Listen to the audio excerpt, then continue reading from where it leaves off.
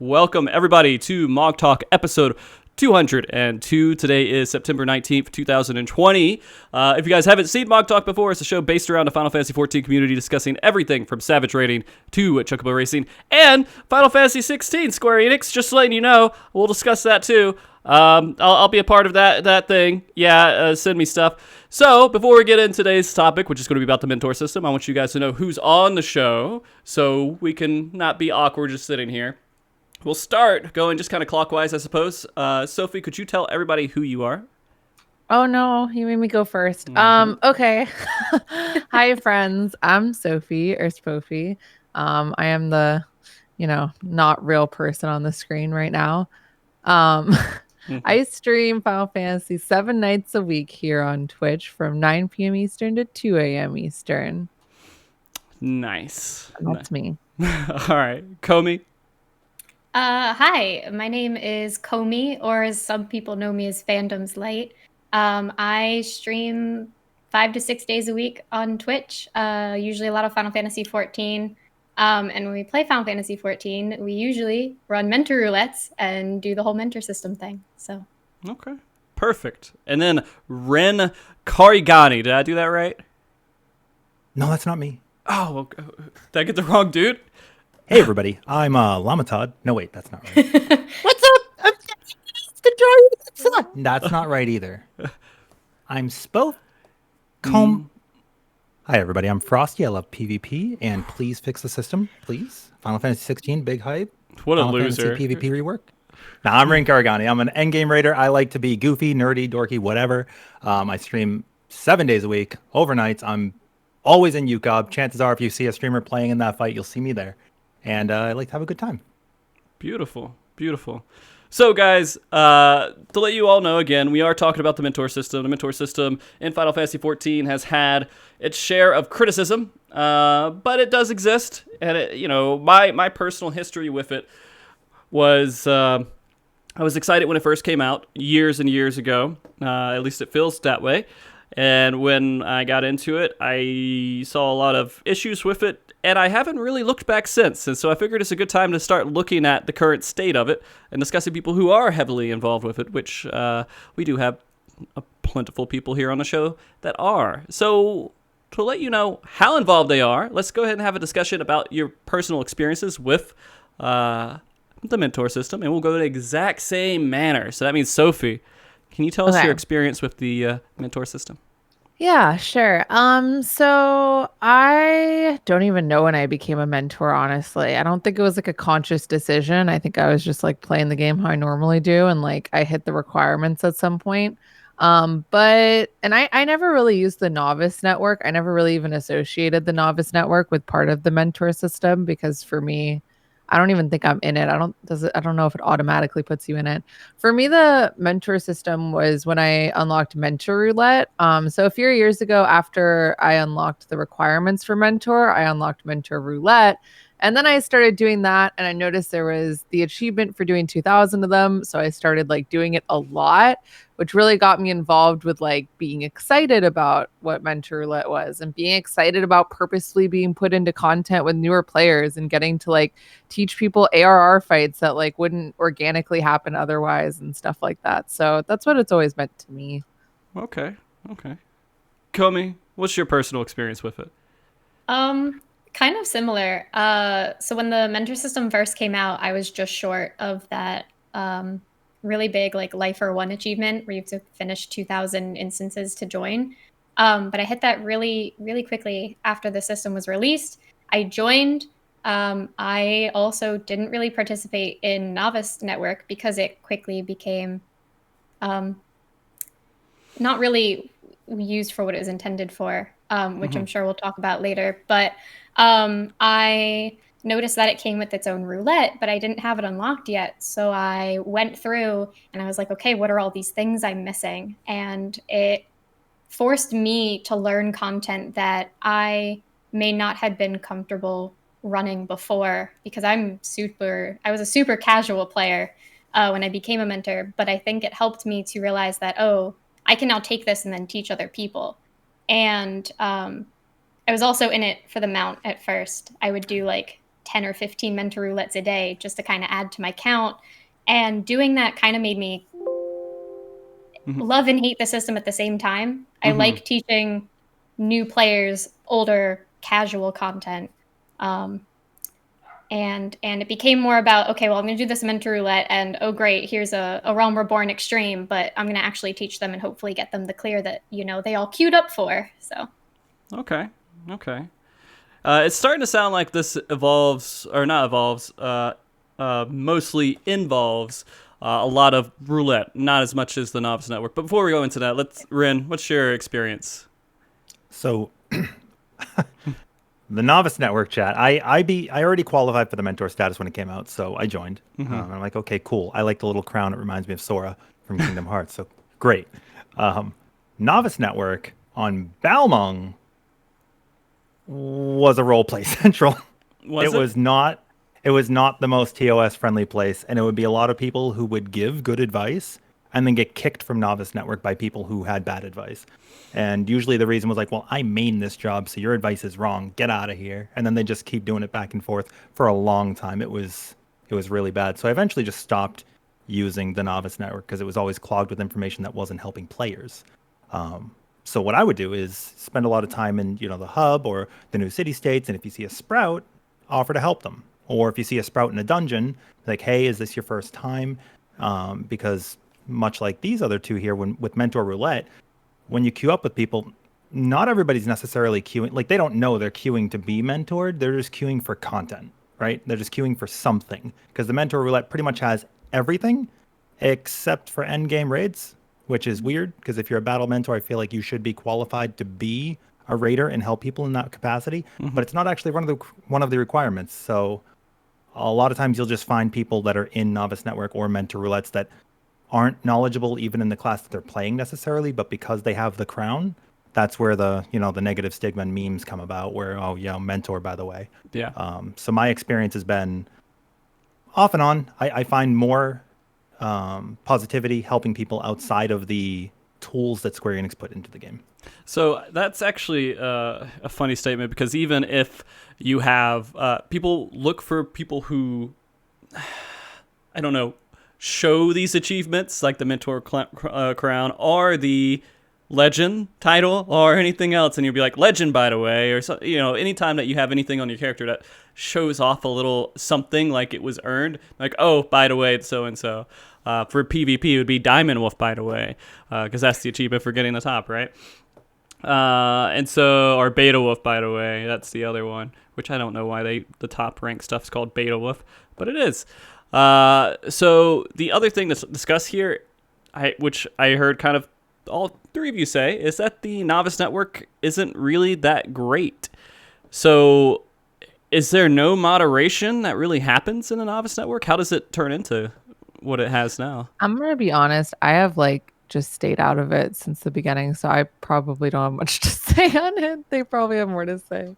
Okay, that's fair. It's kind of moderated by the people who are mentors. Yeah. And Sprouts have the option to get in, but so many of my friends that start the game, they'll be like, yeah, I saw her for 2 minutes and it was just a bunch of stuff I don't want to read, so I left.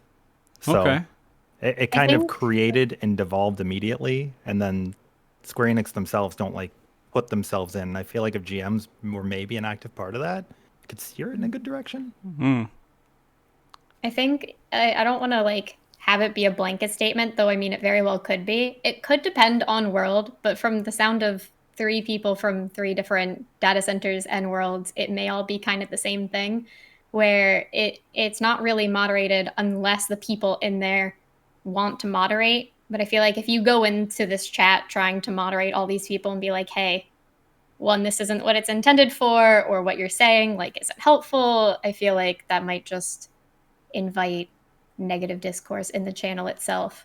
And there's also, as far as I know, no real rules for it. So it's even if people theoretically do try to moderate it, what are they really moderating? I don't think anybody knows. So it's just I don't know. I feel like the chat itself is kind of purposeless because there's no purpose even set out for it by. There's no I don't know. I haven't seen any this is what you should be using it for and this is what you shouldn't be doing. I haven't seen that. So But I mean, the thing is, it automatically. Well, does it automatically force Sprouts into that chat? No. No. No, but one of the mentor certification things does say, and I took a picture of these earlier and re-mentored on another character to get these. It's, mentors are expected to provide gameplay advice for new adventurers, be an exemplar for player etiquette, and invite new adventurers to the Novice Network and then answer their questions. Huh. So you have to invite people to it. So you'd Yeah, have when to you see a actively go Sprout, you seek can them out. invite them. Yeah, so I actually played a different game a long time ago that had sort of a mentor system. It was kind of weird. Like you just kind of got mentor if you had played the game a while, but they actually had a button in the game that you could click and like submit a question, and then it would like connect you to someone who had the like mentors could turn on a mode that would let them receive that message like voluntarily, like if they were like available for them. And I feel like something like that would be a lot more effective than like this big lawless chat of everybody that services as a weird all chat. Mm-hmm. That's kind of sus. You might be the imposter. That damn game, man. You know what the worst thing about that game is? How it's literally half of Reddit. It is just the same jokes over and over and over again, and I'm just like, there's nothing left of Reddit gaming anymore. But anyways, to get the train back on the rails, it's sad that like this. I don't know. They put Square Enix, by creating this chat, already created something that I believe at least is meant to show some sort of clout, some sort of like, hey, I'm here and I help people. I'm a teacher. If you come here, you should listen to me if I'm a mentor because I know what I'm talking about. I feel like I kind of disagree with that, though. I feel Really? like the people who don't like the mentor system will always be like, oh, yeah, all these people are walking around with their crowns. They think they're so special. I don't even like, I've never, I mean, and I'm not trying to invalidate anyone else's experiences because people have said that they have, and I'm not trying to say that's not true. But my personal experience is that I've never like met someone who's been like, yeah, I have a crown. I know what I'm talking about. I've never run into that before. I don't even like use the icon out of the when it forces me to in the roulette. Well, I wouldn't say so.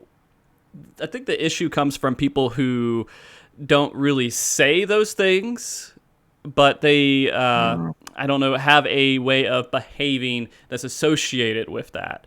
And just kind of, I don't think they're bragging about being a mentor. They're just like, I guess what I meant was that they created a system, and if you create a system and you say, hey, this person is a mentor because they know they've done so much in the game and they've done this and they can help people, it's adding a status, a higher level of status in the game that people can use when they talk to other people. Does that make any sense? Like, it's not really. Yeah. It's not. I'm not saying in particular people are doing that, but it adds that Square Enix puts something in the system that says, "Hey, you're a higher level status because you're a mentor." Then these other people aren't because they don't qualify to be one. The problem is they didn't give you requirements. They gated it behind time, right? Like your relic. If you go do enough fates, you're going to get this awesome weapon. If you raid, you're going to get a better weapon. With mentors, if you do enough events, if you queue up for enough duties, you're going to eventually get commendations. You're going to eventually complete it if you just play. And so they're like, here's a reward. Now you're able to go help other people just play the game. But then these people like, I've got this crown above my head. I'm one of the best white mages in the world. I need to tell other people to stop DPSing because I don't DPS and I'm a mentor and they're not. Things like that and they just push their impression because like, well, I earned it. I have it. See the crown? Yeah. And I kind of agree. I don't think Square Enix really put out that idea of, mentors are like better than other people. I think that definitely became something the community kind of put to that title. And because people, like Ren said, people are like, oh, well, now I have this crown. That must mean I'm so much better than everyone else. Some people want it for the wrong reasons now. They want it so that they can be on that same level as those other people who are saying, well, I know better than you because I'm a mentor. And those are the people who give mentors the like negative status that we have, but it ruins the experience for people like us who enjoy mentoring, who like honestly enjoy doing what we do in like going and running mentor roulettes and teaching content. And I've had people go, wow, like I've never actually had a helpful mentor before. I'm like, yeah, trying to break the stigma, you know? So Yeah, the crown might be poor imagery, honestly, just in Yeah. general for what icon there is. yeah, well, I mean, they want people That's to do true. it too. Like they want people to say, "Hey, you're being rewarded in some way," and so having a special icon is kind of that reward. It inspires people to do it, but that brings in the same issue of people who do things just for status and just for these special rewards, and not because when you want to mentor or teach people, it's the same thing with being a teacher. You're not going to have flashy cars and a wonderful life being a teacher usually, but you're doing it because you want to help people. You're doing it because you want to do some good, is usually how I understand it. And so Yeah.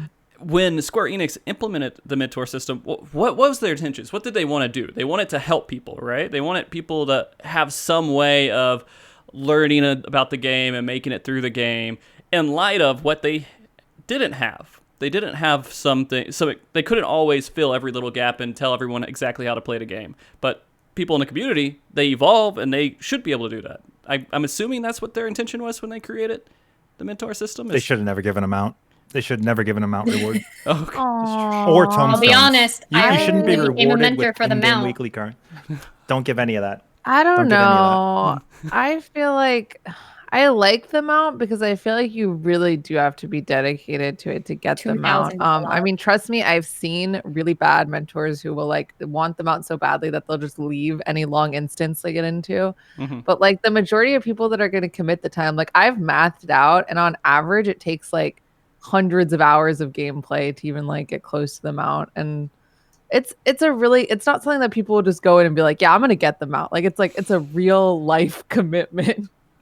Yeah. The problem is you don't have to help anybody while you're doing it. And like you said, people could just leave instances. I know back when it first came out, Remove Extreme was the trap of Mentor Roulette.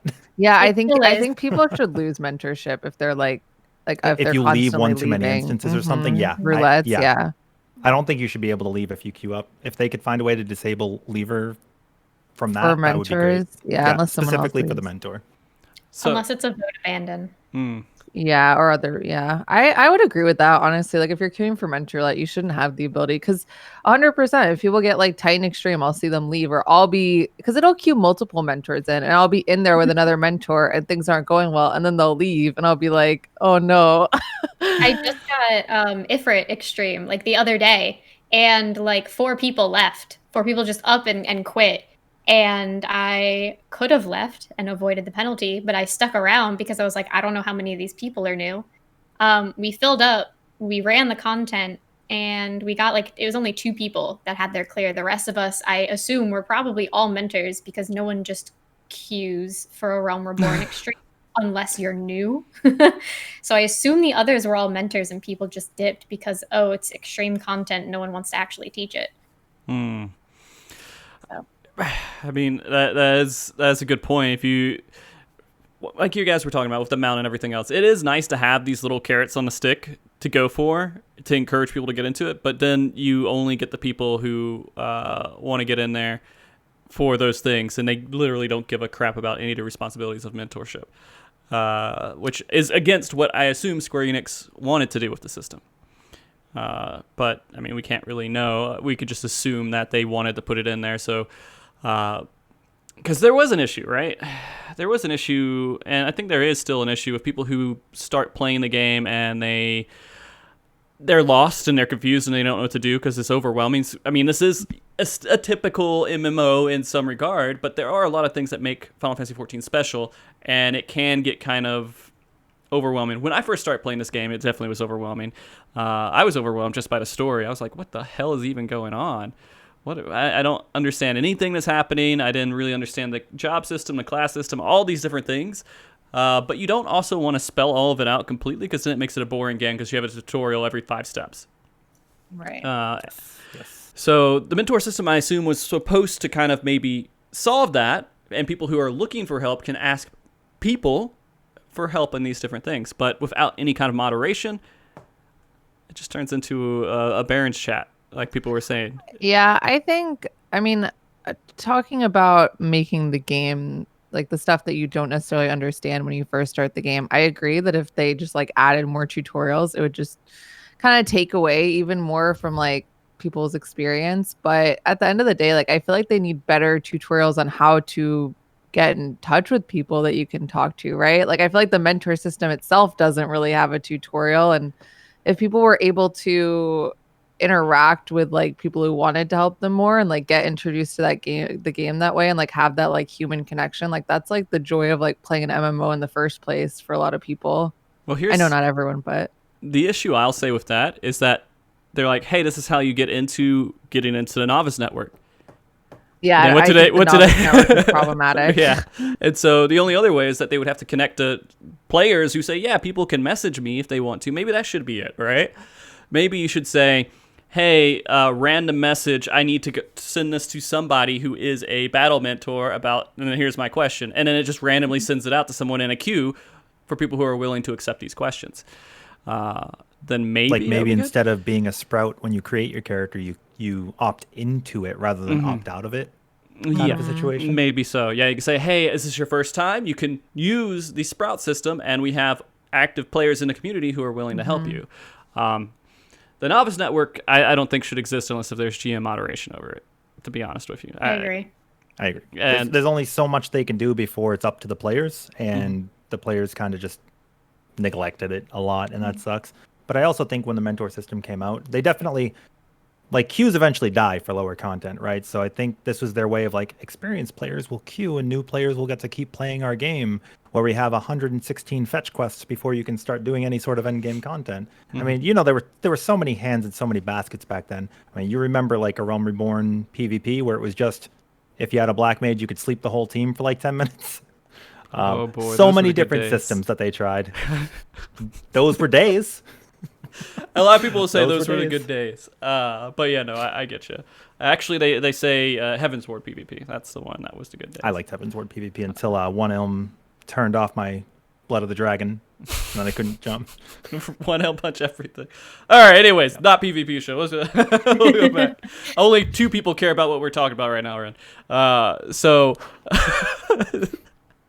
the thing is, I think that they don't pay GMs enough to be able to moderate this. Have you guys so I don't know what your experience is with moderating Discord channels, but it's very difficult to moderate groups of people who all have different opinions and believe they're all in the right.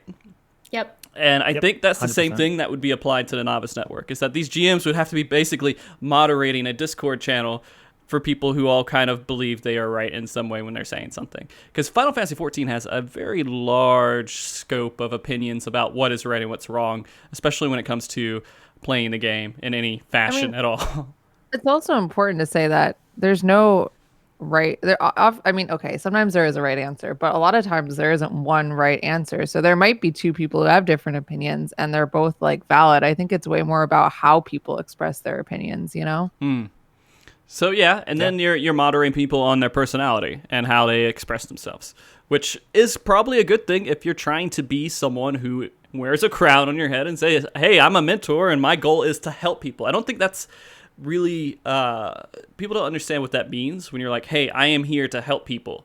It's more of, hey, I'm here to tell people what the right answer is. And that's not exactly, it kind of correlates, but it doesn't, because you have to take in consideration the people that you are talking to, that they are people, and that there is a way that you have to present information. Because if you don't do it the right way, then you're just pissing people off and you're making them not happy, and they're not going to learn. They're going to shut down. The standard stuff, like if you ever start to learn how to be a teacher or how to be like in any kind of way that works with people, customer service in any way, you learn these things, right? But there's a lot of people who are mentors that don't have these qualities, and I think that those are the people maybe that need to be rooted out. But you guys can tell me. I'm talking too much here. Sorry.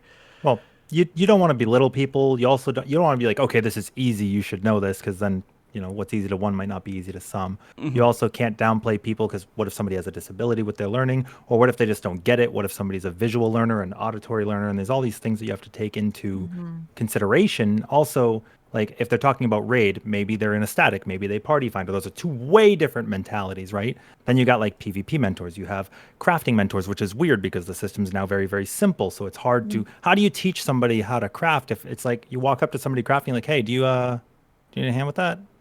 It's like so many different things. And then different mentalities like, do I need to bring food and potions to every raid? Maybe, or maybe I'm going to get kicked because I didn't use them. These are things I don't know. Maybe my rotation's wrong. Maybe I don't know the right opener. And it's not necessarily the right or wrong way to play the game. Like this game also does a very poor job at teaching you rotations, I think 100%. If they push for every job to be a DPS and DPS in some way, and they don't ever actively push you to do that. Now, I just recently, when I re-mentored another character, I got through all of the role quests that they require now in Shadowbringers. The tank one, very remedial. You have like one cooldown and you like heal yourself and you grab a tether and that's whatever. The healer one, you DPS down an enemy and you have to sleep to kill an enemy, which is weird because you never sleep anything in like any content unless you're in Eureka PvP. and you're trying to do the last quest. PvP. That's true. That's true. Okay, so the healer role quests are queuing you for the Wolves Den. Yeah. But then the DPS quests are really good. They make you do multiple AO, like if you've done Eden Prime, you have Delta Attack where you have a dynamo mechanic where it's a donut you have to be inside. And there's an AoE that's cutting across through that donut and you have to also spread out because you get picked by a chaser that's just an AoE puddle that follows you wherever you go. And it does all of that at the same time. So I think the DPS role quest was actually really cool. There's also there's a set of like there's a paladin in the final quest that covers the main enemy you're supposed to defeat, and there's also a healer, so you got to focus them down. That one very well done. Healer and tank one, I don't know what they were thinking, but they have to redo that. But the game does not do a good job at teaching you the tools in your kit. I think if they were to redo it completely, they could first start by just redesigning how job quests go in general. They have the duty actions in place now. Change your job quest so the ability you're about to unlock becomes a duty action for that job quest and teaches you how to use it. So now you have it in your kit. Instead of doing something completely unrelated, like putting something to sleep or killing something, then you get this other ability. It's weird. Yeah, they have a lot of systems in the game that start to teach you how to play the game and then just like stop. It's like they like kept trying different like it started with the guild has that were like, okay, we're gonna progressively teach people mechanics through these, and then like after Overborn they're like, no, this doesn't work. And then they added Hall of Novice, and like you do that once at 17, and they're like, no, you don't do that again. And then now I guess we have these role quests that like sort of feel it. It's like all these different like incomplete like, yeah, this could be great, just expand upon it. You know, give us all of the intermediate. To be kind of jaded in some way, isn't it kind of like a trademark of Square Enix with Final Fantasy 14 to create something and then just kind of stop doing anything with it ever again? Chocobo Racing. So that exists. Yeah, the you know, there's different things that I think they could do. I think the mentor system is more important in Chocobo Racing, and they should be doing something to make it more friendly for players to get in there. I mean, and experienced people who come into the MMO, they figure it out pretty quickly. I mean, what you're really doing is you're training people who are learning an MMO as well, I think. That's usually the focus, but they don't have anyone leading that charge.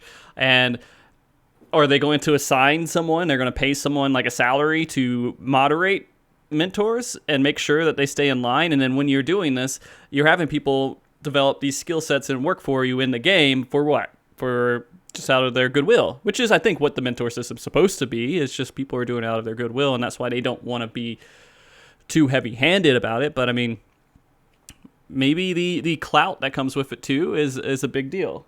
Something that people should be working and striving to keep.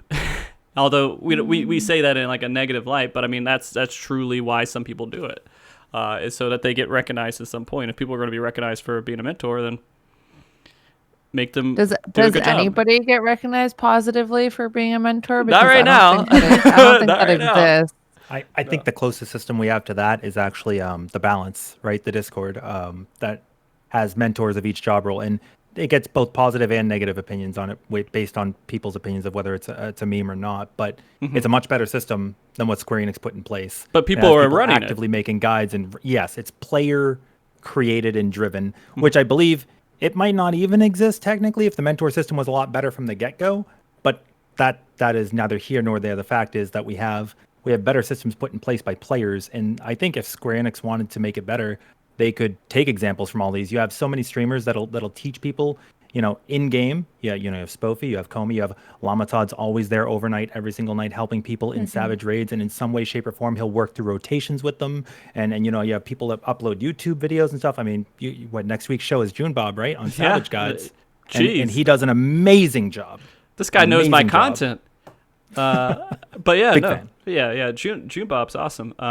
He works pretty hard on his videos, and so that's why I want to talk to. But anyways, with you're right. There is a lot of people in the community who do a lot of work outside the game, and that was one of the things that we wanted to talk about. And this is probably a great time to start discussing it. What are some of the things that you do outside of the mentor system to help people, or that you see being done outside the mentor system to help people? And Spofie. I'm going to say Spofie. Is it okay if I say Spofie, or does it have to be Sophie? I don't care. Either one's fine. Okay. Sophie Spofie, could you tell me kind of some different things that you see people doing and what the community's doing to make up for what the mentor system isn't providing?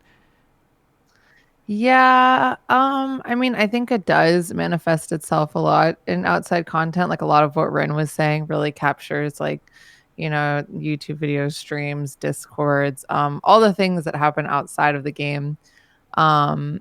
In the game, I don't know if I can think of a really great way that people have put together much in game, because it's hard to. There's not really even outside of we've already discussed the systems they have in place and why we think that they might be lacking in some ways, but you can't even really make your own link shell or something, because there's kind of a limit on it. There's no real easy way to think of actually getting people together away in a positive way. I'm the whole fellowships thing, you look at that, maybe that could be used, but it's that system doesn't make any sense to me. I know they're really odd and hard to search and utilize in any way, so I don't really know of a way in game that people are doing it outside of the creator content. Yeah, I can't think of it either. I mean, there's not really events happening in game that people are like, hey, I'll come to this event so you can learn how to play your job or anything. I don't know if that's necessary by any means. I mean, that's what PvP does, but I don't think that there's a lot of people out there doing that. There's Party Finder. So back in the day, and I mean, Miztech does this. I've seen her do it, where she does her MTQ University stuff, and she says, all right, I'm going to put up a Party Finder, and we're going to invite people to try to clear this content and learn this content.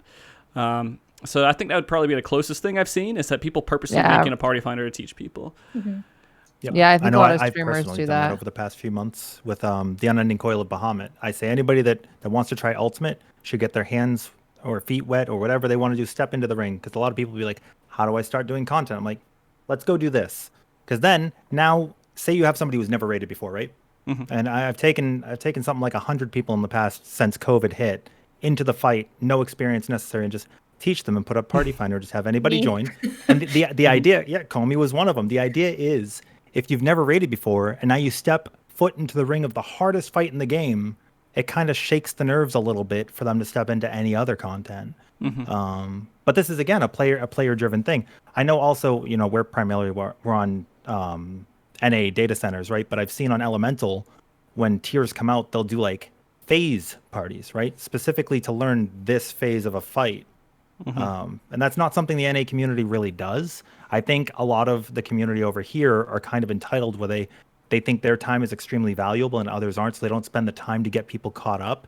And I feel like as a community, we should probably work a little bit harder to get the quality of every individual up there so that the pool is larger when you're looking to clear content. If we spend so much time gating people, right? Like say, okay, you have all the world races and stuff. We clear day 2 or 3, right? And then you have the people who do week 1, and then you have I actually think, Frosty, you were late into this tier, right? Very late. I was late. 4 or 5 months late? Because we did the World Race show, and then after that, I had to drop off for school and everything else. And so, I was pretty late. And by that time, how did you find a difficult time finding people that would prog Shiva with you and want to do I found rampant? Groups. It was Party Finder. The state of Party Finder is pretty hard, and that's just because people who go in there are hey, either it's I got lucky and everyone knows what they're doing, or we wipe a couple times and I'm out. And that's just what it is. And I mean, the only reason I cleared E8S was because I found a group of people with Arthas, and everyone already cleared it, even though it still took us an hour or two to clear it. Because even if you've already cleared that fight, you're going to mess up on it multiple times, and it takes everyone to kind of put their heads together to make it actually work. And I like see that so fight. many fights where they wipe like 3 times, they're out. They don't want to deal with it.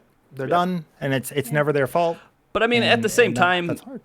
That's just what their personal expectation. You can't blame them for, saying, hey, I don't want to teach people. I just want to play and clear content. 100%. The thing that I think it would be nice to people who do want to help other people is to join these groups that says, hey, don't join just the clear groups. Those are the ones that are so good to join if you want to help people. It's like, oh, the clear is going to be so wonderful.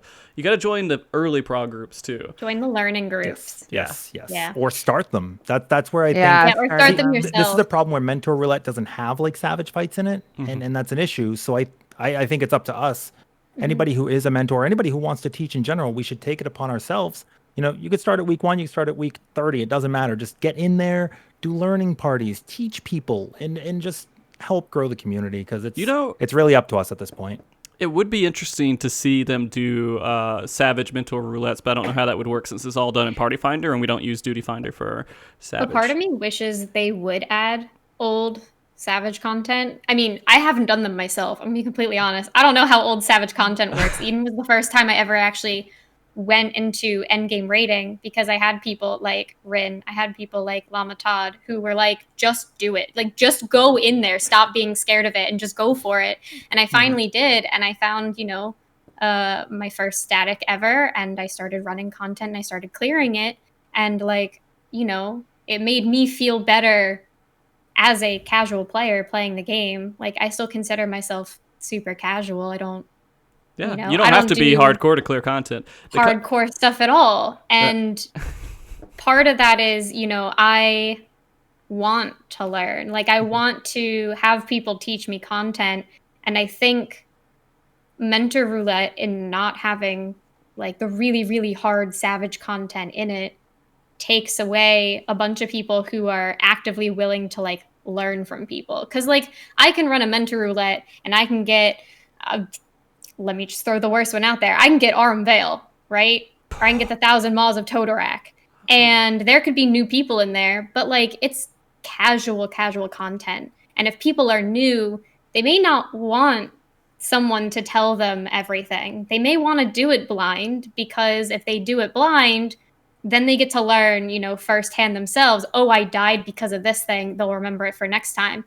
But if I'm a mentor and I'm like, don't step in the yellow puddles because it's gross and it'll put this dot on you. Some people may not be like perceptive to that. And I mean, that's if a you good just thing. go in there, saying like, hey, I'm a mentor. Do y'all want like tips or anything? Do you want to run it blind? Half of the time people say, no, we'll just do it blind. So like, then it kind of defeats the purpose of me going in as a mentor. Whereas if like a Savage content were in there, I mean, I think, I don't know. Okay, if they were to add Savage content to Mentor Roulettes, they would have to make it a separate queue. I mean, let's be real. It's a time commitment, and you need to be ready to make that time commitment. I don't think it's fair to ask people who are queuing regular Mentor Roulette. I also think that if you got a Savage fight, like if there was a Mentor Roulette for more difficult content or anything that's like been in high end at some point, I think that they should give you a longer timer in general, because that's the hardest thing with queuing in for more difficult fights is like, what's the point if I don't know how long it is you get in a queue. Is it like 90 minutes or 90 and 120 for the last? I'd give 2 hours for Savage. Yeah, you need at least 2 to 3 hours if you're going to have people go into there. And it's like, okay, well, let's try to learn this fight then. And people need to be prepared for it. So I don't know. I think Savage should entirely be in Mentor Roulette, because we should be qualified players. We should be able to complete them. And you can queue for old Savage fights. Take, for example, my team, we went to go do an undersized party and we accidentally normal 7 queued for like alt-right once. And there was another time with Cruise Chaser and we got an 8th player. We're like, really? here's somebody queuing. And the guy comes in, he's like, sorry guys, I'm really new. I hope I don't mess up. And we're like, oh, don't worry. And then we like one-shot the fight, and we're as a meme, we're like, you can expect this from every pull. And they're like, wow, that was great. I was hoping I wouldn't hold you guys back. And we're like, no. People don't normally queue for this. We're actually a static. If you have any questions, feel free. And half the time, if you do something like one pull, people like, I don't even know what just happened. Yeah, no, that's what it is. The thing is, though, is that like I agree that there should be people that are qualified, and like there are going to be people who are like, yeah, like I've done all the savage raids, like I'm ready to teach that. But like, I don't want to downplay the need of people. Like there are people who go into Aurum Vale and like run into the middle of the room and like start hitting everything. like they don't even know where their cure button is. Like there are people who need help who are like in way earlier stages of the game than Savage. And I think you should be able to say like, hey, I can help those people. I mean, there are people who never want to step foot in Savage, but still could be a very, very valuable mentor in other stages of the game, you know? So I think like creating like a separation between the two would not be harmful. Mm-hmm. I agree. see that. And I mean, that's what I kind of try to do also, like in like older content. But like sometimes it's really hard again to tell whether people want the advice or not. And I actually got reported once to a GM for trying to be helpful in, I want to assume it was one of the Crystal Tower raids. GMs are really like hush hush about all info relating to reports. So I honestly don't know what I did wrong. But I got reported for something once. And it actually kind of made me like nervous to ask whether people wanted help. But like a month or two ago, I was running, I want to say it was Dawn Meg, 73 dungeon. And I had a, like, what I assume might have been a brand new white mage because they didn't really know what they were doing. And we were wiping on almost every pull. And I was trying to offer advice because I'm a white mage main, but I was in as something else because my community makes me play mentor roulettes as other classes. And I was into something else and I was trying to like offer advice, but I was doing it in a very like nervous, like I don't want to sound like an asshole, but like try this or try this. And at the end of the dungeon, I was like, hey, if I came off as rude, I'm really sorry. But also if you really, really want help on learning how to play white mage, like I realized we're on the same server. I was like, add me as a friend, come to my free company house. And we left and I was like, oh no, they're going to report me. Here we go. Here comes my second check. And I got a tell from them. They were like, hey, like, can you help me out? And I was like, all right, guys, we're having a white mage tutorial at the free company house. And they like showed up. We like spent a long time in like say chat. I taught them all about like each different like white mage thing. And I was like, I hope this was helpful. And I'm really sorry if I came off as rude. Komi, like, I mean, I don't know. This might be controversial, but if you're not being an asshole, you're not going to get banned. Okay. Like, I'm sorry. If you're out there being like, I'm sorry, and just like giving nice advice. And I'm not saying that there's not like borderline, obviously. Like, obviously there's borderline situations. And I get that those are like frustrating for people and like we feel like they don't give enough info. What I'm saying is that you're in your brain saying, I'm going to really nicely try to help someone. The likelihood of you getting banned is very low, even if someone does report you. Like if you're I have a friend over on Light who got banned for a week for asking a healer to use DPS buttons to ask them to holy the trash pack because they didn't have enough cooldowns for it. And they got how did banned. he present it though? He said, "Can you please holy? I don't have enough cooldowns for our damage." That's exactly what he said. Yep. Okay. I'm not going to throw his name out there because I don't want to be put out there. But I saw the screenshot from it, and that's how he worded it. And he got banned for a week. Okay. Oh, that's crazy. Are you sure it wasn't something horrible he did somewhere else that just seemed like? I mean, I've also been kicked from a dungeon before because I took the time to ask people if they wanted to do it blind or know what to do at the beginning of a dungeon, and the 10 seconds it took to type it was too much for people who just wanted to pull. Yeah. So as soon as they could, they kicked me. Whenever I'm in a mentorlet, I'll always offer advice to people who I think are doing something egregiously wrong. And I've had all sorts of people yell at me and get mad at me and get defensive and get, you don't pay my sub. Pay my sub. I always tell people, I'm like, you know, people get defensive. Like I feel like it's human nature. And to some extent is that when people feel called out, they get upset sometimes. And then oftentimes I feel like I'm doing something wrong. So now I'm upset about it. And like, whatever. But they might look back on it later. Like if you give them advice, you know, it could still help them. Like if someone gets mad at me, I just like leave it, and I'm like, all right, take it or leave it. Like, thanks for joining. No, I think that you're right. There are people who are defensive and they're sensitive in their own ways. When you start talking to them, it doesn't matter what you're saying, but just seeing the text, they have this imaginary horrible person saying it to them and not you. It's some demon that's saying these things to them, and that's how they read it as. But like, for example, I was when I was doing White Mage dungeon stuff back in the day when Protect still existed. As soon as we got in, like maybe 5 seconds after we got in, they were like, "Hey, Protect." They just said Protect at me. I'm like, "Oh yeah." And then I wanted to be funny. I was like, "No, I don't do that." And the guy just left the dungeon before I could cast Protect within the next 5 seconds. It's just, I mean, people, they really just don't. I don't know. It's like everybody is a little bit of a bob. So I do understand what Komi is saying here, is that you're kind of worried about upsetting people. You're worried about people, coming out and trying to ban you, because it is difficult online to talk to people in a video game where people's egos are attached to how well they perform. Also, it's very hard and to you don't tell have your tone. emotion behind your words. Yeah. Yep. So they just have to guess how you intended it. And Really everybody's hard to going to take read it the tone wrong over way. chat. Yeah. But I think that, that's an issue for them as much as it is for us. People need to understand that tone doesn't really exist there, and that you don't take everything horribly, but you can't completely control them. You can just control what you're doing as well, which is walking on eggshells. I mean, I don't know how else to put it. You just, like you guys were talking about, not everybody is looking for help and they're not expecting it, which maybe is a thing about Sprouts having to opt in instead of opt out. Say, hey, I purposely have this Sprout up because I want people to help me, instead of the other way around, because the other way around, people get unsolicited advice sometimes. You don't know that. You think they want advice when you go in there. So maybe the best thing to do is just say, hey, does anyone want help? I came in as a mentor. Do you mind if I give you help at any point? If they say no, I'm like, okay, I guess this is a regular dungeon queue. Nothing I can do about it. It's just how it turned out. Mm-hmm. Yeah. That's fair. Makes sense. Okay. Also, a very good chance the other people queuing up might have already done it too. Or you could get all 4 mentors in a dungeon. So they're all like Spider-Man pointing at each other to help. Yeah. That's just how the system... I don't think that should happen. I think there should at least be 1 Sprout before that happens, but I guess they just want queues to happen. I don't know. So we talked about it a little bit throughout the show so far, but it is very commonly known that mentors have a negative stigma that come across with them as well.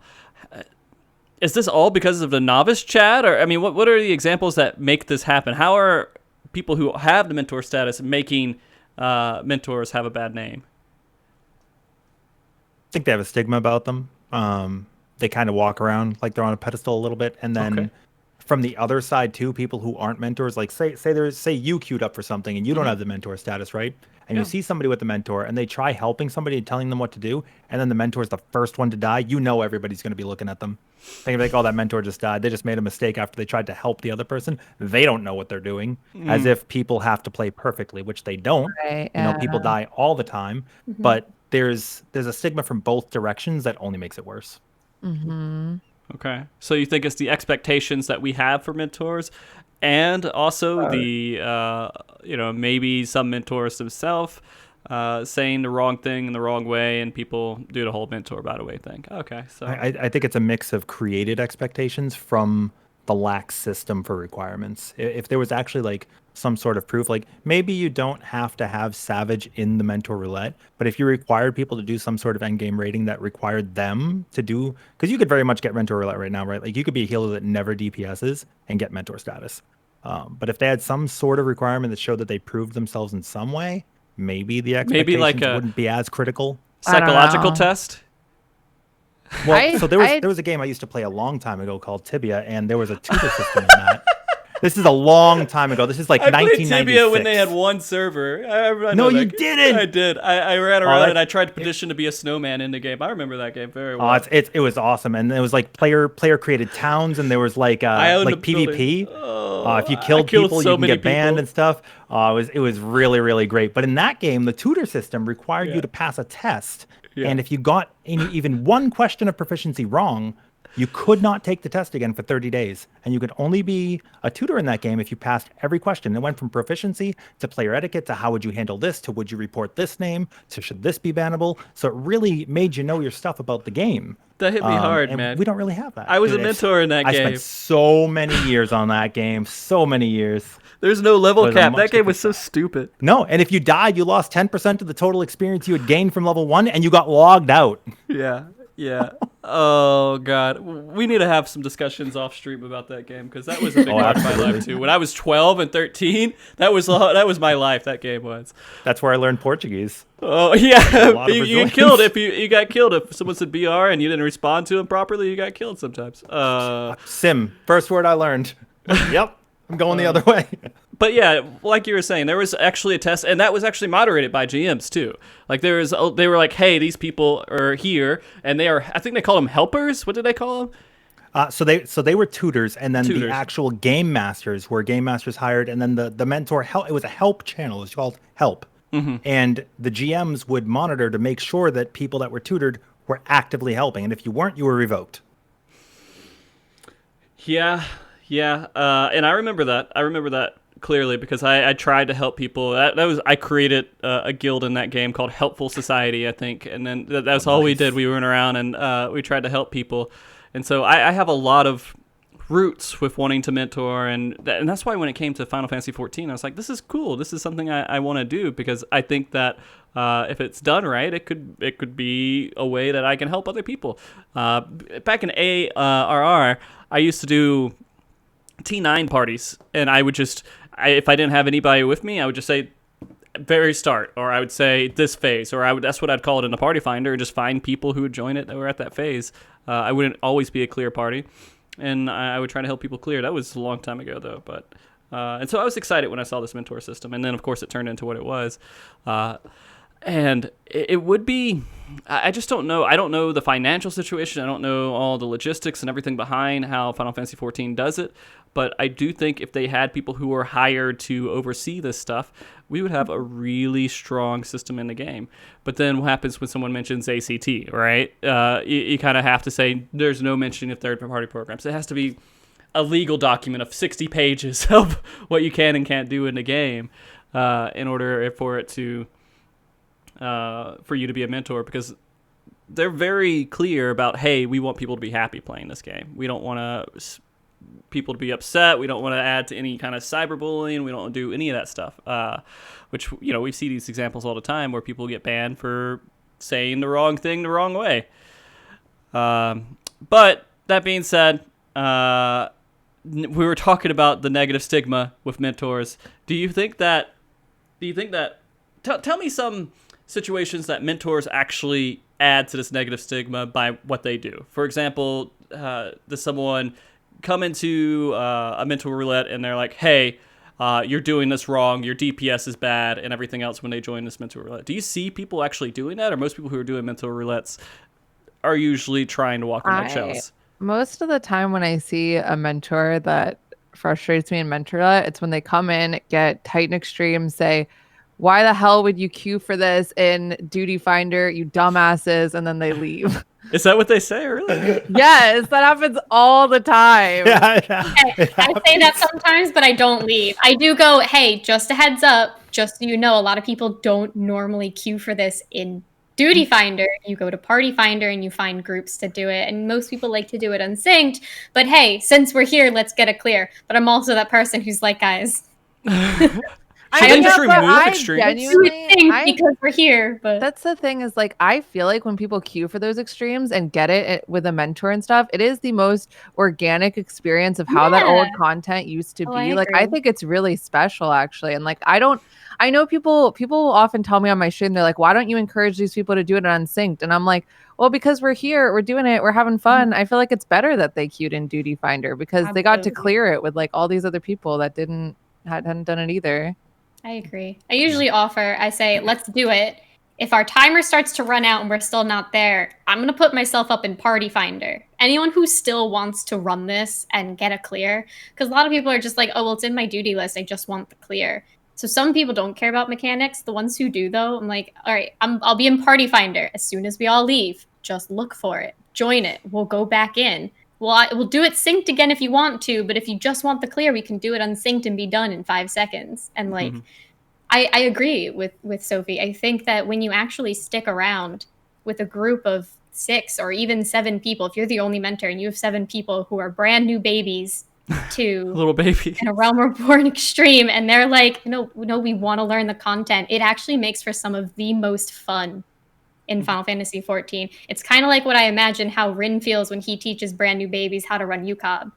I like that you just keep saying babies instead of sprouts. It's just... there's rarely a better feeling than when you help a little baby clear content. It's awesome. And then you make mistakes and you kind of like make jokes to break them in. You're like, oh, sorry, I was baby brained. Or like, if somebody gets... As soon as my team that I'm teaching gets through a phase completely clear, like if we're on voice or something, I'll be like, holy heck, you guys have been lying to me the whole time. You have this on farm and you just wanted to hear me, didn't you? No. I'll like try to say things like that to like nice, boost the morale. Yeah, it's really, really nice when you get people that want to learn and you take the time to queue for it. And it's just, it's such an organic feeling. It really is. It really is. I mean, maybe it's not a bad idea for Square Enix to add an extra tier of mentorship to where people, they moderate a small population that helps moderate the larger population, right? And so GMs aren't moderating every single person who's a mentor, but they're moderating these mentor leaders who can kind of moderate this other stuff. And if the mentors have issues with these mentor leader people, then they can report to the GMs and get it handled that way. But for the most part, it's going to be okay because they only have to watch a few people instead of everyone. So maybe something like a senior mentor? Yeah, a seniorship of some sort, yeah. And maybe that wouldn't be displayed in any way. They don't get a special crown or anything. They just have these extra responsibilities because they actually want to help people. The people who really want to help people, the only reason they do it is because they really want to help people, not because they get a reward from it. I think they should try to find those people to take those roles. Yeah, I think mentor commendations should exist. Like, not for any other reason other than just saying, yeah, this person actually taught me something, you know? Yeah. Speaking of win anything, but it should just exist for Speaking of commendations, whatever. I kind of hate that commendations is a requirement. I mean, do I think it should be a requirement with their loose requirements now? I guess. But I have people who will come into my chat and they're like, hey, how do I get player commendations? And before I can even say the actual ways to get commendations, people in my chat will immediately go, play a tanker healer. And that's it. Just play tanker healer, and you're gonna get the comms. That's the actual reason. Is a stigma I think needs to be broken in the first place. Do guild tests, quick comms. Do guild tests. Play tanker healer, DPS, and I'm sitting there like, no, for having good ACT be a good numbers, person. But then people are running third-party applications. Don't leave the party. Be the last person to leave the party. Always. Yes, that's one way to do it. Say hi, smile. Yeah, hi, say smile. thanks, smile. You guys, GGWP, cute teammates. Ooh, and then like hope. I just saw on Twitter, someone I follow on Twitter posted a screenshot with a party chat message that says, hi, I'm looking to become a mentor and I just need player commendations. Can y'all give me player commendations at the end? And the person who tweeted it said they didn't talk to the party. They didn't explain mechanics. They didn't interact besides that one message, and they just expected player comms just because they want to be a mentor. That's one way you don't get them.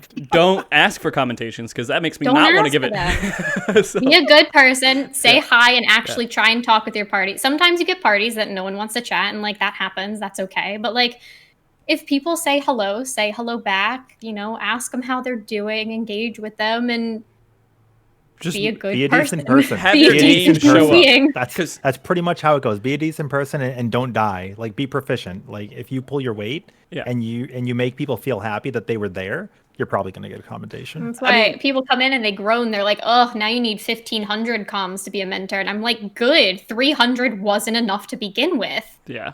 The thing 300 is, comms is easy to get if you just level a healer from 1 to 80. most people who join into Party Finder, they do a little wave at the beginning and a little wave at the end. If you do any more than that, you're putting attention on your name, and then they will calm you because they just saw your name enough that they're going to be like, okay, this person stands out. But yeah, talking to people and having some interaction, not begging for commendations, is definitely the ways to do it. Just and playing be a a tank. mentor before you are a mentor. That's how Exactly. you get it. I will also say that a lot of my friends and myself included will actively not commend somebody who comes in and goes, "Hi, commend please." Oh, Yeah. of Oh, yeah. course That's- not. Oh, yeah. That's No. ridiculous. Instant disregard. Even if we're queued as a full team and they're the only random, if they say that or they're rude, not getting it. Of course, yeah.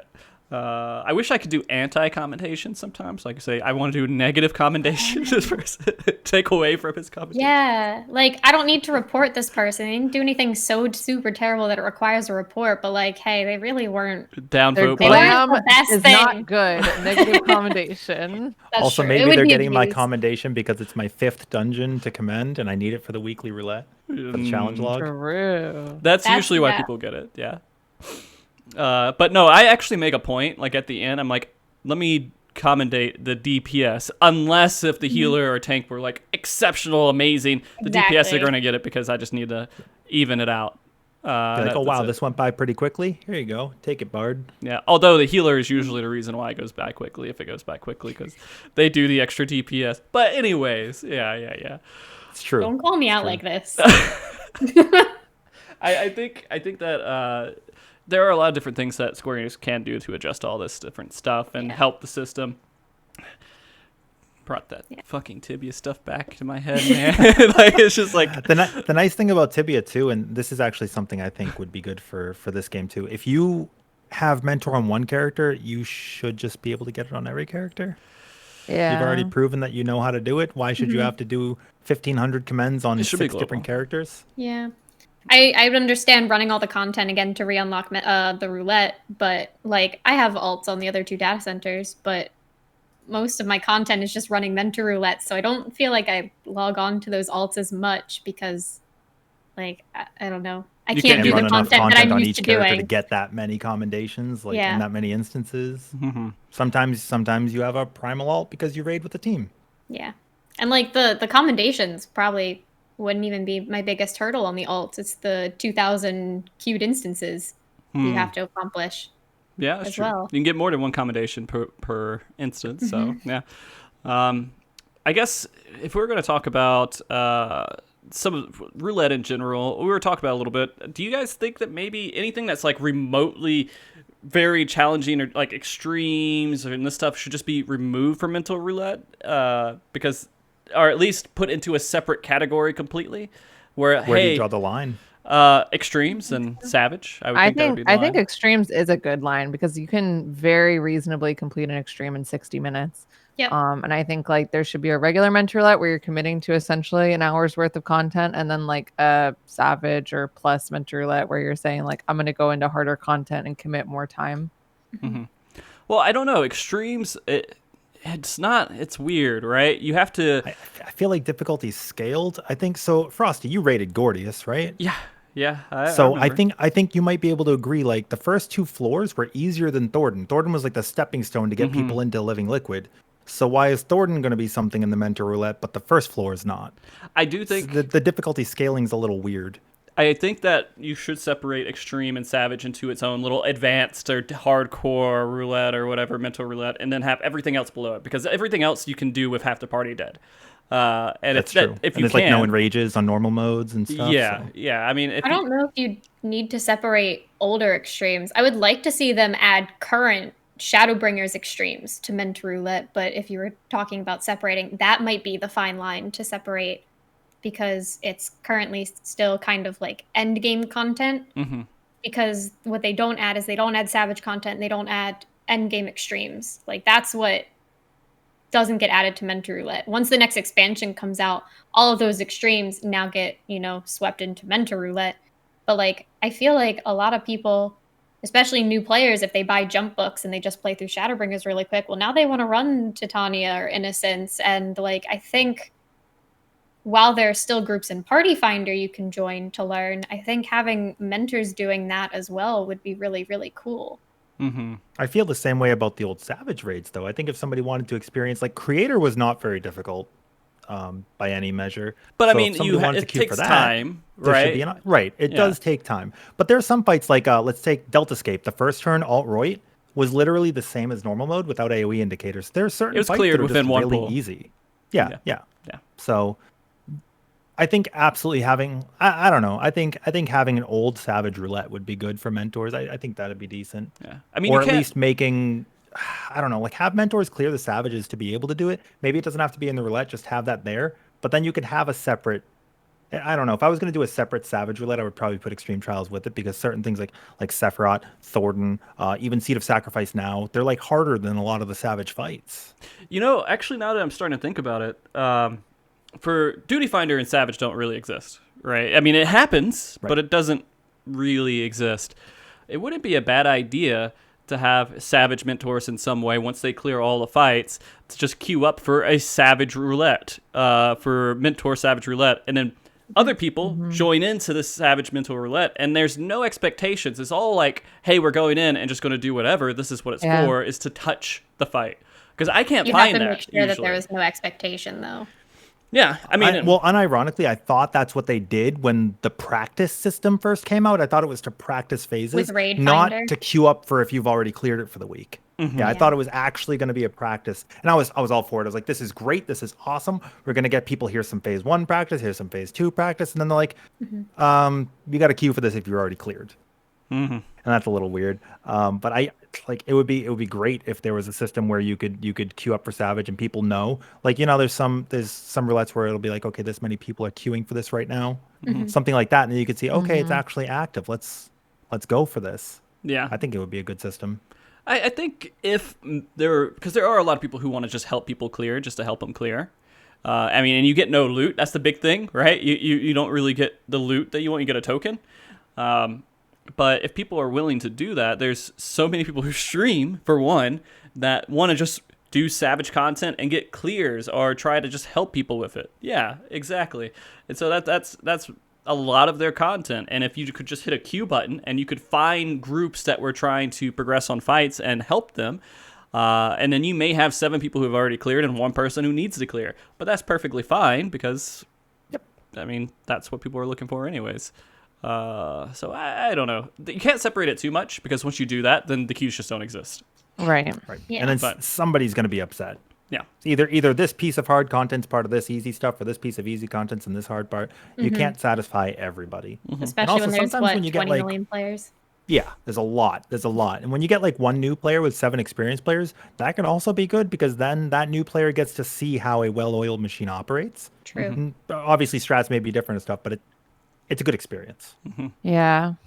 So I guess a good question, because we talked a lot about battle content. How does this stuff work with crafting and PvP? Does that even exist? I don't know. I don't even know what this is saying. Okay, I'm glad none of us know crafting. I have the crafting mentor status. I don't know how to craft. Okay. I've been crafting since Heaven's Ward, and it's never been difficult enough that I haven't been able to figure it out. Now they have like practice rotation stuff and like, like Garland tools, and there's been so many systems and stuff that exist that'll show you what to do. But more than anything, I think rotations are too easy now. Like, when you buy day 1 crafted gear as a raider, it would take a little while before people started pumping them out, and the prices were huge. Now, by the end of day 1, you take a server where maybe you paid 10 million back in the day. Now a piece is worth like 400K because there's like 100 of them. It's just really simple now. I think they need to maybe they make it more difficult, or how to make money and work the market board. Is that like the crafting mentorship? But then that's server to server, right? Because different things are going to change. Map parties are going to change the prices of new crafted stuff. Then you have the firmament where there's expert crafts, and maybe that actually requires there's stuff to talk about. Because there's a ranking system, are people that are good at it going to help other people catch up and beat them? Yeah, I mean, I don't think it hurts to have a crafting mentor's like marker exist. I don't know like what it accomplishes, but at the end of the day, if someone saw it, maybe they could ask a question and it could help them, you know? Hmm. You never know. I just don't understand why it connects to the battle mentor roulette and lets you like queue into like it doesn't make any sense to me that it like gives you all the same things that you'd get from Does that getting. I actually? don't I think it Yeah. does haven't had anymore. crafting Oh, without really? being They a changed I battle. that? think so it used to just be a mentor status, and you could apply to mentor if you met the battle requirements or the crafting requirements. And then I think they separated the Oh, two. okay. They separated them. When they changed the mentor status, you had to reapply if first off if you were already a mentor. You had to reapply. And when I reapplied, I wasn't able to do crafting mentor because I didn't have like some of the stats that they now had put as like being required for crafting mentor. And I think when they separated it, I believe it was said in patch notes for Shadowbringers or Okay. whenever the separation happened that if you were a crafting mentor, you had the crafting mentor like little crown, the Hmm. little thing added to it, but that you would no longer have access to mentor roulette. So I Okay. think they separated them. Really? Hmm. That makes sense. That would make sense. Which, I couldn't yeah, see you makes allowing to do sense battle because content for being a there's a crafter solid mentor. point. If I spend all my time crafting, I shouldn't be going into mentor roulette and then teaching people how to do fights if I don't know how to do them. Like Hmm. that's not the mentoring I signed up for. Right. When it comes to PvP, I did talk to Brian Ricardo, who has the PvP mentorship, and he said it's basically, I think, being in the novice network and just saying, giving a little bit of advice and telling him to go to the Discord channel.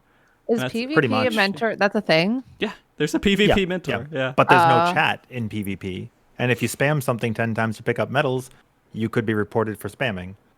It's a little bit of an awkward pool, but I've seen Yeah, Brian Ricardo, yeah. big fan, and I mean, there's been a Yeah. lot of like free Stefan, Heaven's Word PvP. Oh God, yeah. I remember. Don't worry. It's rough for PvP because there's no real way to communicate aside from messaging somebody outside and hoping they're on your server, or if they even want to talk to you because maybe they got their butt beat by you so much and they're salty, or maybe they don't think they need help, or too many other things. Right? There's a huge melting pot. Like PvP system is just really weird because then what happens if like, let's say you want to get mentored by somebody and you queue up and you just lose 10 games in a row because your healer queued in, they're griefing an AFK, and now you can't actually grow or learn because there's just a lot of PvP flaws. has to be fixed before they do anything This- with a PvP mentor system. I don't think they should have. 100%. Yeah. 100%. PvP mentor is weird. Yeah. So we have to, when we talk about the mentor system, in the end, we're really just talking about the battle mentor system because I think so. all the little branches that kind of went off don't really do anything for the game right now. I think the closest one to actually working somewhat in the way they hoped it would work is the regular battle mentor system. And so let's see, what else did we have on here? I haven't been looking at the document too much. I've been kind of just poking in every once in a while to make sure. Because we talked about this too, and we talked about walking on eggshells and people not wanting to be mentored. I think the only thing that we can really add to that discussion, which I think we've already talked about, is for people to opt in, because it's weird. Should people be forced, like if they're new to the game, to get help? No. No, I don't think no. so. Especially No, not absolutely on not. especially not on the content that you usually tend to get as a mentor roulette. Like if I get, Sastasha, it's the first dungeon of the game. If people want to learn on their own how a dungeon works, like, go for it. I'm just here to run the dungeon with you then. Yeah. How are you going to teach them to use their one button impulse drive for the next 30 minutes? Mm-hmm. I mean, It's rough. Yeah. There's a couple of mechanics, but for the most part, they don't really exist in like Sastasha Right. or even a couple of the first dungeons. Now, if we walk past the note that you check for the coral color in the beginning, I'll be like, hey, just so you know, there's a thing back there with a hint on how to proceed in the dungeon later. This is so I don't funny. even think people turn off the bubbles nowadays at the final boss. I don't think you need to. You burn it so No. fast. No. You burn it so fast. It's just like, this is a mechanic that exists, but we can ignore it. Man, it's funny to see how some of these dungeons back in ARR had some pretty interesting things with them that we don't see in dungeons really anymore. Like the what was it, Zamal Darkhold, where you got to sit on the panels to open the doors and stuff. That doesn't really happen nowadays either. Just They're like push and 13-minute pull. breezes if everybody's doing damage. Pull Yeah. to the wall.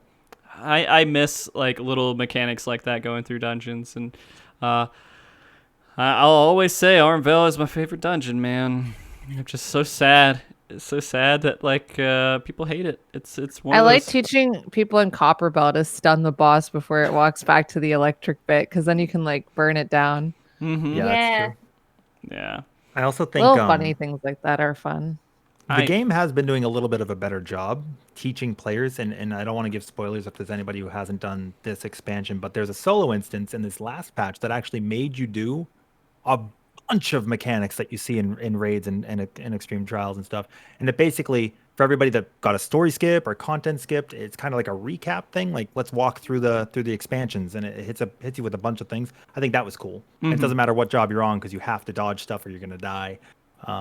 So they've kind of been incorporating it, and I actually think one of the best dungeons they have ever created is Bardam's Metal. That second boss Yeah, it's a cool dungeon. teaches you mechanics. Everyone hates Bardam's Metal, and I'm like, No, no, that I love second it. boss is so good to teaching you, hey, guess what? You gotta dodge.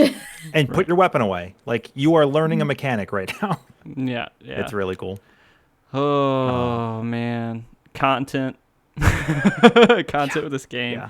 That's a whole nother show. but- Cycling back to the people being told what to do right away. I can't in good conscience say that I would do that right off the bat, because when I teach people, I tell them that the first pulls should always be blind and they should get to experience. Because I mean, I'm a world racer not to get first place, but to do the fights blind. Because after day one, everybody's going to know what to do, right? Strats come out, Party Finder strats, videos, everything. One of the just most fulfilling experiences getting to see the mechanics for the first time, because you're about to spend 6 months knowing exactly what they do.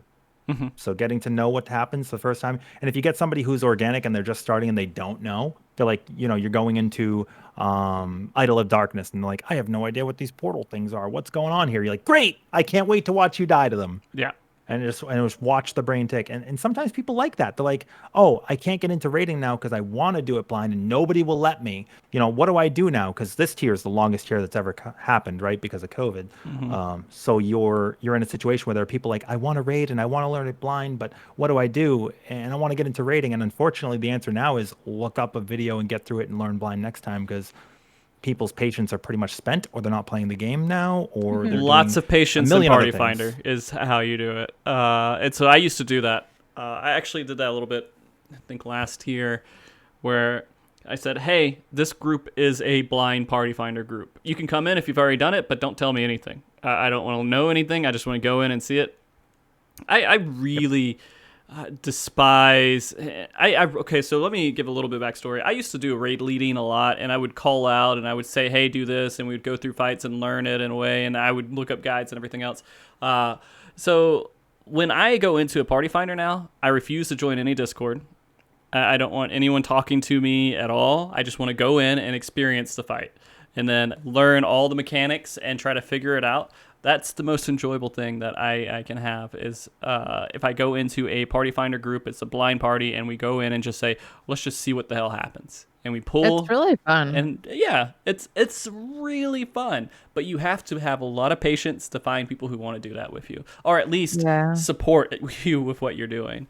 We did a few weeks ago, we did a blind Baldesian Arsenal run with a bunch of people in the community and myself who had never been in, and it was so freaking fun. It'd be cool if there were systems in the game to, like, I don't know, is there even a blind marker on Party Finder? That's not even like can't even mark it like that. You can say that it's a practice party, or you can prevent people who have already completed it from joining, but You that's put not the blind. same. You have to say blind in the description, and that's it. And then usually I try to meme really hard, and I'm like all caps, yeah, we're doing this blind, guys, yeah, and like just amp people up and just get people excited for doing it blind. And sometimes it works out, sometimes it doesn't. Sometimes you get the people who don't read the description, and you're like, did you read the Party Finder? And they just answer, I just don't. Yeah. I mean, and that's another issue when we go back to mentorship and everything here, is that people have some really bad toxic attitudes sometimes when they get into this game, and both mentors and people who are not mentors, and it makes it difficult. And we create this whole eggshell issue because of these people who are toxic. And it's not like just people who are elitist, like this is how you play the game. It's people who are elitist within their personal perspective of how you should play the game. And they like casual toxic mentality. Yeah, the casual goes from toxic both stuff. ends. Yeah, which gets really rough. And you have to deal with all that at being a mentor as well, and be the bigger person. And that's part of what people don't understand, I think, when they're mentors. Okay, so I want to ask you guys right now if there was something that Square Enix could do to immediately improve the mentor system, and you only had one option, or two or three options that they could do. What would those 2 or 3 options be? And I won't start with Sophie this time. I'll give you a break. I'll end with you. And so we'll start with Ren. So what are your major suggestions? If you were talking to Yoshida and he came up to you, he's like, what can we do to make the mentor system better? And we talked about GMs a little bit, so let's without the GM intervention. Without the GM intervention, I would cycle right back to that game that we don't talk about. Tibia, yeah. I would introduce an application process that requires you to have proficiency in the game that you can prove. And past that, I mean, most answers are going to be Googleable anyways, so it's not that bad. Maybe put a time limit on the test, and then if you prove it, I would incorporate that, and then I would, like we talked about earlier, cycle it the other way around, where a mentor doesn't queue into something, a sprout queues in the other way around. So a sprout says they want help and they opt in, rather than automatically being opted into the system that you don't even know about when you start the game, right? How are they going to know? They're like, what is this sprout? What does this do? Oh, it must mean I'm new and that's it. What is it for? And then mentor's like, I need to hunt you down and invite you to my free company of 500 people. Yep. So that's what I would do. I would introduce the application system and just have it work the other way around. Okay. All right. Komi? I know you said to take out the GM intervention, but I was actually literally just talking about this the other day, and I kind of agree with Rin. I think it should be an application process that, like, you can keep the requirements they have now, 1,500 comms, 2,000 instances, like all this stuff. I definitely think you should have one of each job at level 80 for sure. If you're going to mentor, you should know how each role works. But when you apply, it's kind of a bit of a waiting process. I think the idea of having a test for mentors is cool.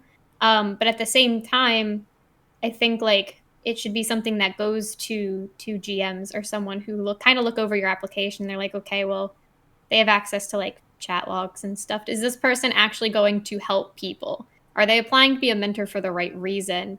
And if you pass the test and you pass the are you a decent human being test, then like cool, you can have this mentor status. And I think that would help kind of take out some of the toxicity that's there, maybe some of the negative stigma behind it, because you'll have people who are actually there because they want to be there. You'll have people like, the three of us here, or the three of you, not me. A lot of the all of the like, big Twitch streamers in the Twitch category here who, usually always are like, ask questions. I know Sophie's stream title every day says, have, new questions, please ask. Like, you have people who want to teach, who will go through the extra steps in an application process to be mentor. But I think GMs need to kind of be a part of it, because they need to be able to weed out people who may be toxic or rude or, why'd you queue for this? You're such an idiot. Don't do this ever again. Kind of mentality. Yeah. Get them out of here if they do that. Yep. All right. You're last, Sophie.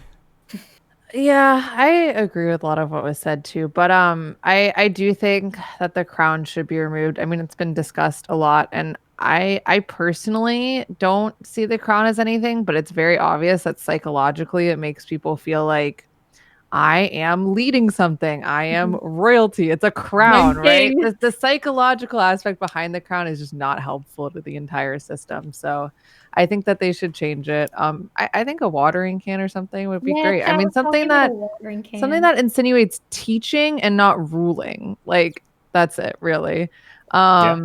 And I think that the novice network needs some help. Taking all GM intervention aside, I think even just setting out a rule set when you enter it, sort of like when you go into a Twitch chat, like stream rules appear, would be really nice. I'm not saying that it would solve all the problems by any means, but I feel like right now it's like the Wild West, and like whoever wants to make the rules can say they're the rules and whatever. At least something that people can like go by, right? Yeah. And like then maybe report if there's an issue. I mean, that brings GMs in, but not like outside of the regular reporting system. Outside of that, I think that everyone kind of did a good job talking about the roulette system and the problems with that. But Yeah.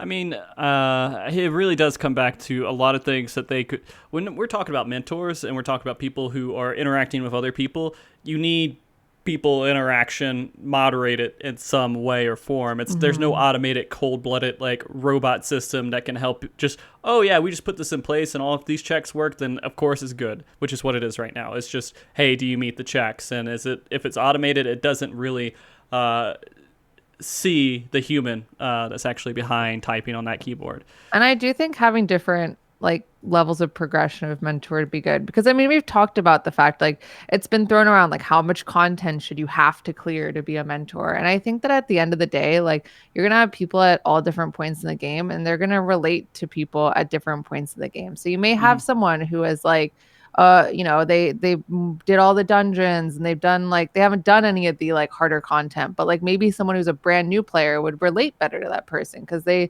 like, oh, I can ask like the basics and it's not going to be thrown at me in a way that like someone who has been playing forever and is like a hardcore raider is going to frame it. People frame things differently.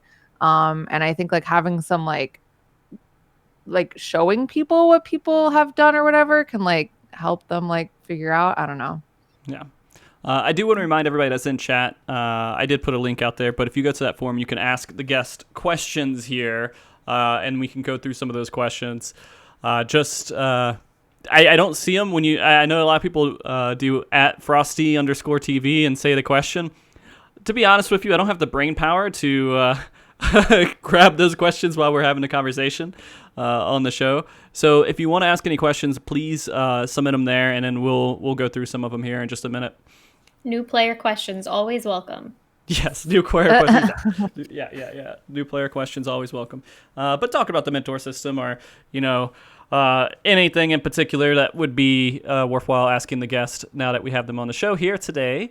So before we do that, there was something else with mentors that I wanted to ask. I can't recall it right now. It was brought up in a conversation earlier. Maybe I'll remember. So, what was it? God damn it. Oh, well. We'll just go forward without it. Well, I'm going to ask a completely different question.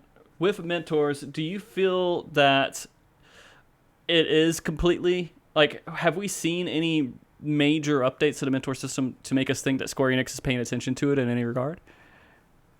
They raise the requirements, which makes it seem like all they want you to do is also be playing the game actively. But like each time a new patch comes out, they add the content that should be in it to it. But as far as like rebranding the system or anything, I don't think there's been any major updates except do your role quests, which are also... I'm going to cycle back to what Komi said about having something of each role leveled. You don't actually need to have every single DPS role leveled, just one. Yeah. So they should probably require you to do, because a melee, a fizz ranged, and a caster are not the same. That's true. And not even each of those are the same. Like Black Mage is not going to play the same as Red Mage, and Dancer's not going to play the same as Machinist. It's hard. It's hard to say who should be a mentor if they only play one job. And somebody who plays just one trick can also be a mentor. You could play only Paladin and wear Moogle Glamour and be completely knowledgeable in the game, even if you don't do the raid tier until like 5 months in. Who knows? No, I felt this that. is just an example. Fictitious story. Not here. something that you would relate to anyone in particular. I understand. Right. And it's hard to say who should be required just because somebody doesn't heal but plays every other job. What if you played every single other job except for the 3 healers? Who's to say you're not material? No, that's true. Because, I mean, I could tell people the basics of healing, and I've had enough discussions with healers to be able to at least talk to it at a reasonable rate. If someone's new to the game, explain to them what the healer role is and things that they can do. Maybe not too finite details, but enough to kind of get them going forward. I did remember my question, which thank you very much for saying what you did because it helped me remember. The requirements for becoming a mentor, do you feel like this is actually going to be something that is right now? Is it too low? Does it need to be higher, or is it right where it needs to be? Like what should the requirements be if they're not already correct? kind of hard to answer I that. think I don't think the requirement should be higher or lower. I think they're just wrong. Yeah, I think that there needs to be like I've already talked multiple times about there being like kind of different levels of mentor to some extent, and they should just be different levels of clearing content when it comes to battle mentors. Okay. I think Okay, so what if there was like if you've completed every dungeon, then you can queue up for mentor roulette dungeons. Yeah, And then yeah, if you did like exactly. end game content, you can queue up for mentor high end. exactly. That's And I that's think I think that that would would be be a really wonderful. good I compromise. think Because it you also don't have to be a raider to needs do Ormvale. be Right. synced. I think especially nowadays, new players playing the game who want to be mentors at level 80 can easily go back and solo clear all of the A Realm Reborn extremes. Do those count? For Yeah, you just instances need it to be completed? cleared. Mhm. Yeah, yeah. You So could I just think run Ifrit 1,000. That's exactly. not fair. And that's what people tell others to do when Oh people are yeah, like, you "Oh, can do you need the Ifrit hard. It 2000 takes 2 instance? seconds. Do Ifrit hard mode unsynced. Do the first guild test." Like they tell you to like queue for the easiest things. But I think for those mentor roulettes, I think part of the requirement should be no, you need to do them at content level. No, that would make sense to me. Yeah, absolutely. Yeah, that's like stealing the answer sheet. Because Yeah, listen, it I'm is. gonna tell you, I don't know a lot of the Heaven's Ward extremes at level 60 synced. And the first time I got Thornton Extreme in Mentor Roulette, I was like, hey, I know how to run the entire like ads phase, but I've only done it unsynced. So after like the first 3 seconds when that ends before you'd clear it unsynced, I don't know this fight. We're gonna learn Mentor, it by the together. way. And that's Mentor I think a lot of people do genuinely feel like, and especially people who have played a lot of the game, feel like dungeons are easy. Why are mentors needed? I promise you, there are people who want guidance in dungeons. Like, it there may are. not be the level of play that you're at, and that's totally fine. But there are definitely people who go into a dungeon and say, I'm nervous. What do I do here? Like, it exists. Yeah, no, and it's the same thing with like when people start talking about tank anxiety, healer anxiety. This stuff exists. These are real things. But I mean, you may be at the end hardcore player that can do all the savage content. You're like, tank anxiety. I've been playing tank forever. It doesn't exist. It is something that people go through, and not everybody is. I will tell you, the majority of people who play this game experience tank anxiety or healer anxiety in some way, and it's just Absolutely. you know, we're talking about a large population, not just really competitive people. And we can kind of, sometimes, especially on this show, we can kind of escape that fact because we have so many really, really experienced good players who come on the show. But I mean, people who are not like super hardcore best in the world players are the majority of the game because they're just trying to play the game to have fun. They want to play Final Fantasy in an MMO. They don't want to be Mr. God tank who can, you know, with 8 tanks clear ultimate content or something stupid like that. But, you know. Yeah, I mean, It's casual content, by the way. Sometimes it's just nice too to have people be nice, like regardless of if you're worried about a dungeon or not. Like when I go into Halatali and there's that noob who doesn't know you're supposed to return, like just having everybody not be dead silent, someone being like, "Hey, like, dude, you gotta hit return. Like, this is how you get back." Like that's like nice, rather than just like leaving them hanging and like, "Where do I go?" And then someone being like, "Where are you?" Blah blah. Yeah. You know, it's just making things like a good experience for people can really lead them into being more confident when it comes to the point where they're like, should I raid? Because people, like, when they get to that point, are often like, I'm so scared I'm going to mess up. Like, and that comes from somewhere. I can let you know every time I tank E8S, I'm like a second from like feeling embarrassed because all you got to do is make one little mistake and you wipe the entire party and you're like, sorry, And they know it guys. was you. That's me Yeah, that running was me. UCOB right now. I mean, there's no hiding it. So actually, you brought up, you know, I organized a group of 8 crazy players to go do tank cob, right? Yeah. But, and this is for anybody out there who's a new raider or doesn't raid at all. I actually didn't start joining Shiva parties for like 8 weeks as a tank. As my Gunbreaker is my main job and I play all 4 tanks. I did not join Shiva parties as a tank because I was nervous. So anybody can get tank anxiety, anybody can get healer anxiety, anybody can just get anxiety in general because you are afraid of failing. You don't want to let people down, and that's going to happen at all levels of play. So I was gonna if say anybody out there feels nervous, just know that we do too. You don't have to be perfect. It's okay to make mistakes. And if people heckle you for it, try to glean whatever information. If they give you some sort of nice information, try to at least take that part. You don't have to take the attitude, but just try to learn. Then what you report can them to a just, GM. Yeah, exactly. Report them to a GM. But we're all here to have fun and play the game, and you're not required to play it the way other people force you to. No. I was gonna mention, you guys were talking about tanking and healer anxiety, but I feel like it should also be applied to DPS as well, because I have lots of DPS anxiety because, unfortunately, redacted exists, and people will use it the way they're not supposed to, and they're like, oh, your damage sucks, why are you playing a DPS class? So whenever I play a DPS, I sit here in my chair and I'm like, oh god, I suck, I don't know what I'm doing, my damage is terrible. And I'm on the opposite spectrum. I can tank and heal just fine, but when I play a DPS class, I get really, really nervous. And I'm sure there are plenty of new players who, certain DPS classes are harder to pick up than others, and if they don't know the rotation, it just takes one person saying, hey, your damage is terrible, and you know what, and for they them don't to suddenly be like, okay, maybe I shouldn't be playing this anymore. And the thing is, I understand completely what you're saying, because people will see that and they won't say your damage is bad. They'll say, oh, damage is not good enough, and you just think, well, I guess that's me. It's my fault. I guess it's a good thing that Frosty used a clip of you dying on Dancer. Yep. In the intro.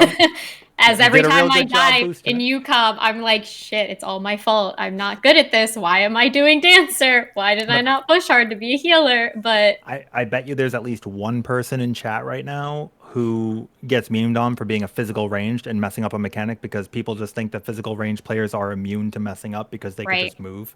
Yep.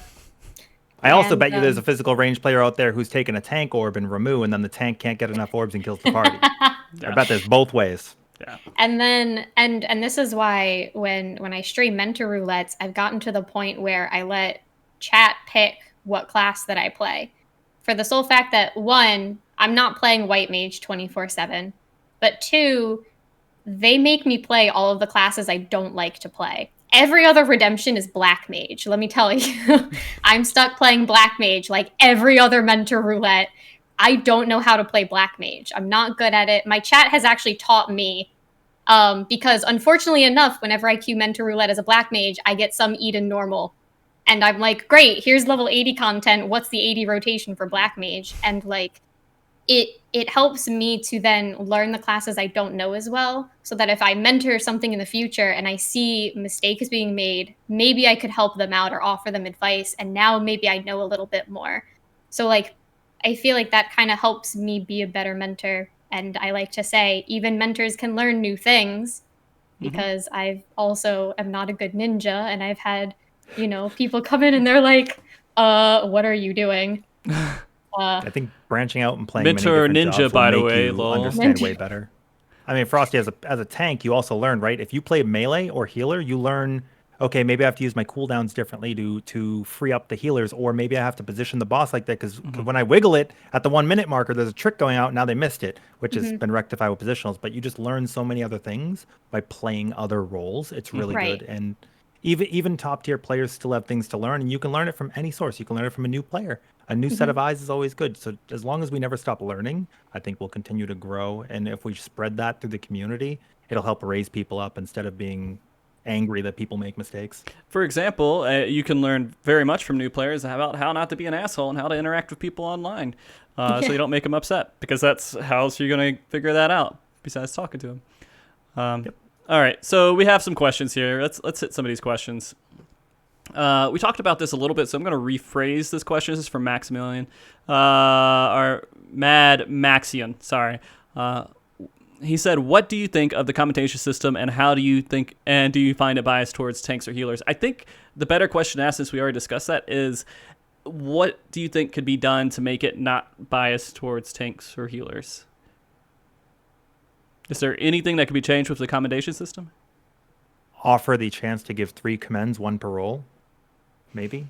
Yeah, I mean, it's hard because it's good for multiple people to do well. In essence, like, tanks and healers are doing a job that is seen as helping the other people function.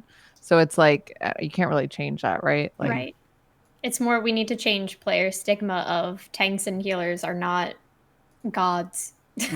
Yeah. I think DPS also sometimes will be like, oh, I've been in this queue for 28 minutes and we're only missing a tank. Then a tank queues up. You're like, I'm commending a tank because they just saved my day. Thanks for saving my queue. Yeah. Yeah. Yeah, Okay. I don't know. I generally don't like if I go into an instance and we like do something that has like any sort of difficulty and like someone gets helped, it doesn't matter if I'm on like DPS or tank, like people will calm you if you do anything like remotely helpful or nice for anyone. So Oh, of course. That's true. But if you go through a dungeon and no one speaks the whole time, chances are, if people are going to give comms, it's just going to unfortunately go to the tank or healer. I don't know. I just YOLO calm whenever he says anything. I just like click as quickly as I can. Yeah, because you want to get to the next thing. I mean, that's what they PvP. You leave as soon as you can so you can get the next queue. I think it also depends on the proficiency of the player. Like players who have played longer, like you're saying now, you're like, oh well, if I notice a DPS did something, I'll commend them. But it could be the other opportunity where maybe you're playing the game at 4 a.m. and you're just waiting for a healer, so you're gonna lean towards them. It kind of changes based on your data center, when you're playing, and how long you've been playing the game, and if you understand what that even means to commend people. Sometimes it's just the experience gain. Sometimes it's just getting out to get to the next thing, and there's only one person left because everyone left. It's true. All right, Frank the Gods, or Frack the Gods, I think is what it is. We talked about it a little bit, but I don't know if we set it as a requirement. Would you add Stone Sky Sea as a requirement for Mentor, or not necessarily like the newest or even lower ones are really hard enough to really know how to do DPS? So does that replace? Never been in there in my life. I went in never once. I went in a couple times, yeah. I could tell you exactly why. Stone Sky Sea is a failed system. Okay. It's a 3-minute encounter, and people will manipulate the rotation to get bursts that they normally wouldn't have before 3 minutes into 3-minute windows, when ideally most classes in this game will sync up either at 2-minute bursts or 3-minute bursts, and you'll change your rotation to cheese that encounter, and some just aren't scaled correctly. So I think you should actually have to complete the fight itself, because you could pass that Stone Sky Sea and suck in the fight. Because there's mechanics in the fight. Things happen. Yeah. And people are going to learn strats with uptime or whatever they need to do to meet that check. And it's just not a realistic representation of how the fight would go. And name a fight in this game that is an end game fight that a Stone Sky Sea would exist for that is actually a 3-minute fight. I'll wait. I did Sure. I did the E8S one just because I didn't know what it was, and I did it as a dancer, which like I guess I could move and dodge AoEs, as a Fizz ranged, I could move. But like if I were to do Stone Sky and Sea as a casting class, all I have to do is stand there and cast for 3 minutes. There's no AoEs that you have to dodge. There's no mechanics that Stone Sky and Sea adds in. So you can easily beat the DPS check, but then you go into the actual content and now there's all of these mechanics thrown at you. And if you're a caster, you have to move around, you interrupt your casts, or it's just so different from the actual fight. It's just a DPS checker, but then you go into the fight and your DPS isn't going to be the same. I think if I remember right, to clear Stone Sea and Sky, you have to do more DPS than you would if you were actually in the fight itself. Like, it's just kind of like testing, hey, you have gear, and hey, you can do this level of DPS if you were in a perfect situation. At least that was always my understanding of it, but it doesn't say There's that. also no healing in the Stone Sky Sea, so like a healer just gets to do a DPS rotation for 3 minutes. That's glare and weird. for 3 minutes. Yeah. Maybe pop some lilies so I can use misery, but should have a floating dragon head that goes around that you have to heal the entire time, right? Yes, I think that would be great. Why not? Yeah. Why not spawn a couple extra dummies so you have to AoE through some of them or something? Yeah. Yeah. So there's another question here from you guys are really creative with your names. Ioia Verona, I believe. It said, does 14 do a good job teaching everyone mechanics throughout the game via dungeons and normal raids, i.e. red circle with white arrows, point out if it's flares, E6 Ifrit, HOH tethers, eyes equal gaze. No, they also will take those mechanics and make them do different things in different fights, which I find very peculiar. Like, I mean, I guess it sometimes makes like with tethers, like, okay, yeah, sometimes you have to be close, sometimes you have to be far away, but like there's certain indicators that they'll literally take and have them do like opposite things in different fights. I don't know. It's peculiar to And me. That's Jump true. Books has made that worse because my favorite thing is being in Shadowbringers content and someone gets a stack marker and they run away with it because they don't know what it is because they jump booked and everyone's running after them because they're like, no, we have to stack together. Like, there's never, even whenever stack markers are first introduced, I don't even know what instance you first see a stack marker, but like no one explains what it is or how it I'm works. gonna actually play devil's advocate with this one. I think in Shadowbringers they've done a wonderful content. If you run things with trusts, they will. If a stack or something goes off, the NPCs will be like, "We True. need to stack for this," and they'll Yeah. teach you. I think Shadowbringers is up to the well. Which As well, I if wish you they do would like add Shiva trust for normal the rest mode, of the game. they have the chasers that I think they appeared in Demon Chatternuke, where it would chase the DPS players around with invisible indicators that would appear as you go. In Shiva normal mode, they'll actually show arrows indicating that this is about to chase you. And you're like, why are those arrows there? So I'll run away. Wait, they're still with me. Okay, now they're following me. This is what this does. And a lot of those mechanics, I think for Savage anyways, they're really consistent. And I'm gonna talk in depth a little about this because I think there are some things that I've noticed that maybe not everybody else has. These indicators will pretty much, you'll use normal mode. If you're just blitzing right into Savage, you use normal mode and be like, okay, these indicators are going to be the same size. And they're either going to do the same thing or the opposite thing is typically how they operate. So you use those visual indicators. Like you can go into Nail, T9 of Binding Coil. You can go in there and you can look at the Iron Chariot get out mechanic. And if you go into UCOB, it's the same size. So you can use that as a test to figure that out. Different things like that. Also, typically when they release a new dungeon, it teaches you something about a raid that previously happened, which is actually really cool. I know. So when Memoria Misera came out, they taught you either stack 2 sets of stacks in spreads or spreads and then 2 stacks, which is the trial that came out just after T, which taught you a mechanic that happened in T. So they do a really good job of retro teaching you things that have just released recently. And I don't know if people necessarily like, okay, I'm going to focus on this dungeons mechanic. It's going to teach me something about another fight. They're not going to really focus on that, but they do a good job of subtly putting that in there. And if you're looking for it, you'll find it. And I've been a gamer since I was a little kid. So things like Mario and Mega Man that don't teach you what to do, you just kind of figure it out. Like you're running against a wall. You're like, I can't get up this wall. Okay, now I can dash up the wall. Okay, that's how I figured that out. I'm okay with teaching myself the game, but not everybody is. So does this game do a great job at teaching people how the game operates? No. Does it have enough information there for you to figure it out yourself? Yes. And it's going to take each individual different time. We all start somewhere, we all end everywhere. Nobody's perfect right from the get-go. That's why I say that everybody has the ability to wear the crown, because we all have the opportunity to learn and grow eventually. And that's my take on it.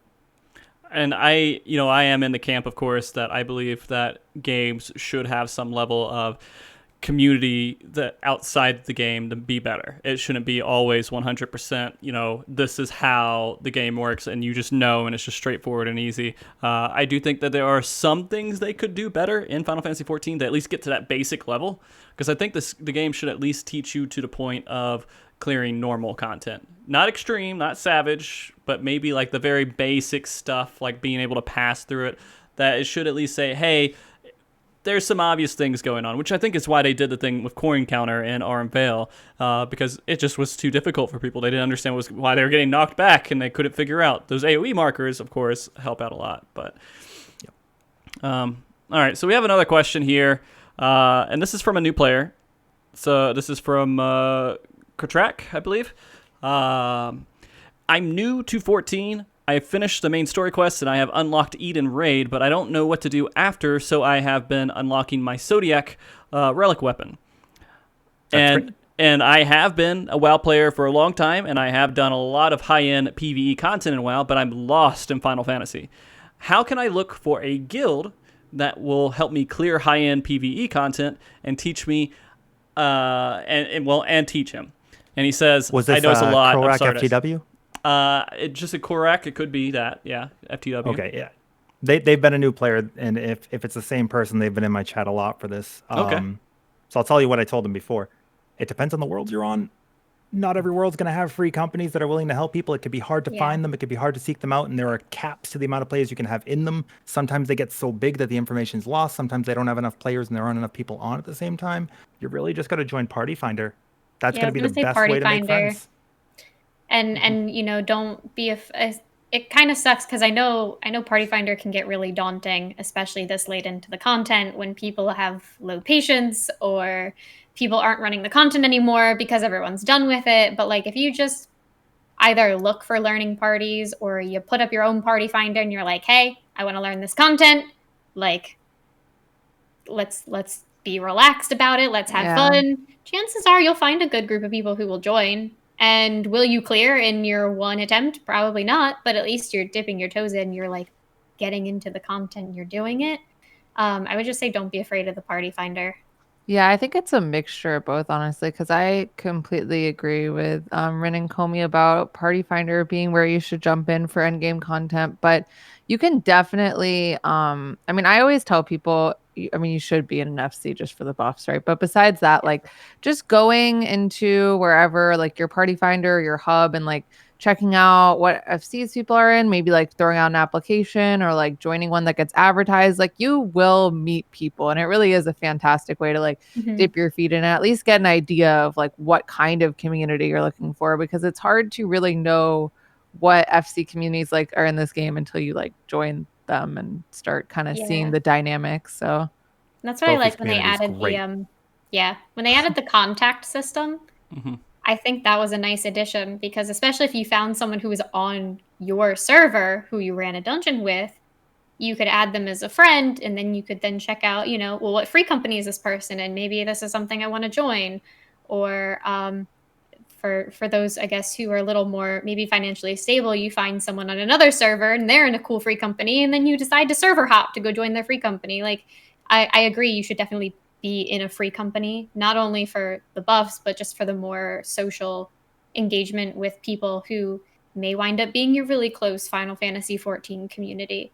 But like keeping an eye out and finding a free company that definitely fits you and works for you is also important too. Yeah. Or link shells. Link shells are wonderful ways. So this is a really interesting question for me, mostly because back in the day, I kind of cared about free companies a little bit more. Now I don't give a crap about any of them. I'm kind of in this privileged like perspective of like the world is my free company, right? And so I'm friends with plenty of people out there, and I can openly talk to them in Discord and everything else. And so I get all my social interactions in different ways that other people don't. So the whole free company thing never really occurs to me. So I usually overlook it a lot. For example, the free company I'm in, I would never invite anyone to it or, you know, try to get anyone because it's just a couple of friends hanging out in a free company that, you know, we have one for it to exist. And I'm sure there's free company. I'm a horrible free company member. I don't do anything with them at all, but I know them and I'm happy being around them socially, but I don't see it in the same way that a lot of other people who played a game do when they look for free companies. Well, they've also changed since Party Finder, right? Like before you raided with your FC. Now they have World Visit. It doesn't matter where you are as long as you're on the same data center. Yeah. Yep. But not everybody lives in this cross multi data center thing. They live they're not part of Twitch or streaming, and so they're not as globalized as a lot of us are. So it's an interesting topic. That's true. For me, I kind of look back to my experience as a newer player getting to the game and like trying to meet people because I basically started playing alone. And I joined a free company and like there was an established static in that FC, which is something you'll run into a lot when you join FCs. Because in this game, like you have to have, well, you don't have to have a static, but if you have a static, you're running, it's static. You're running with the same people every time. It's not so much like WoW where like people are like constantly getting switched out. Usually it's the same 8 people going in over and over.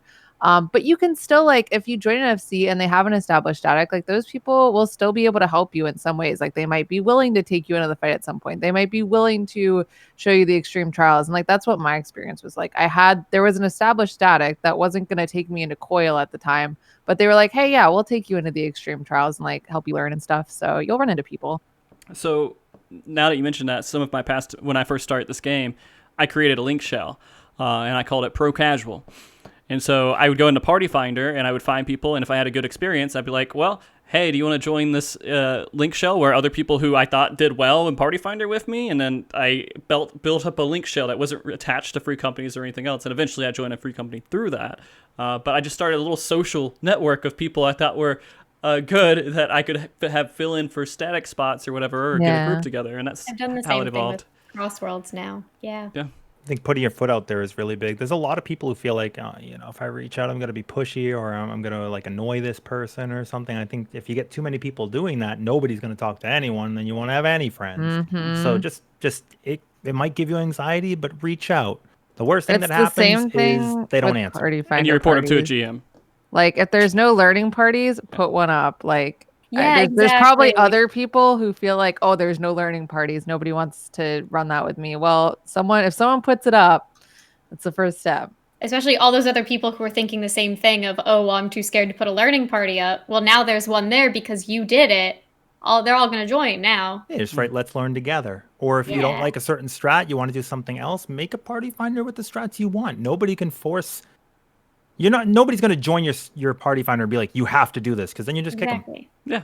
I mean, that's fresh learning party with veterans welcome. That's all you got to do, and you'll pull in new and old people to the content, and you can hopefully have veterans a good time. welcome. I seek those out when somebody wants to learn and they say vets welcome. I learn and I try to just like it's a very organic experience. Sometimes you don't even have to talk; you just watch how they'll learn and give you a new perspective.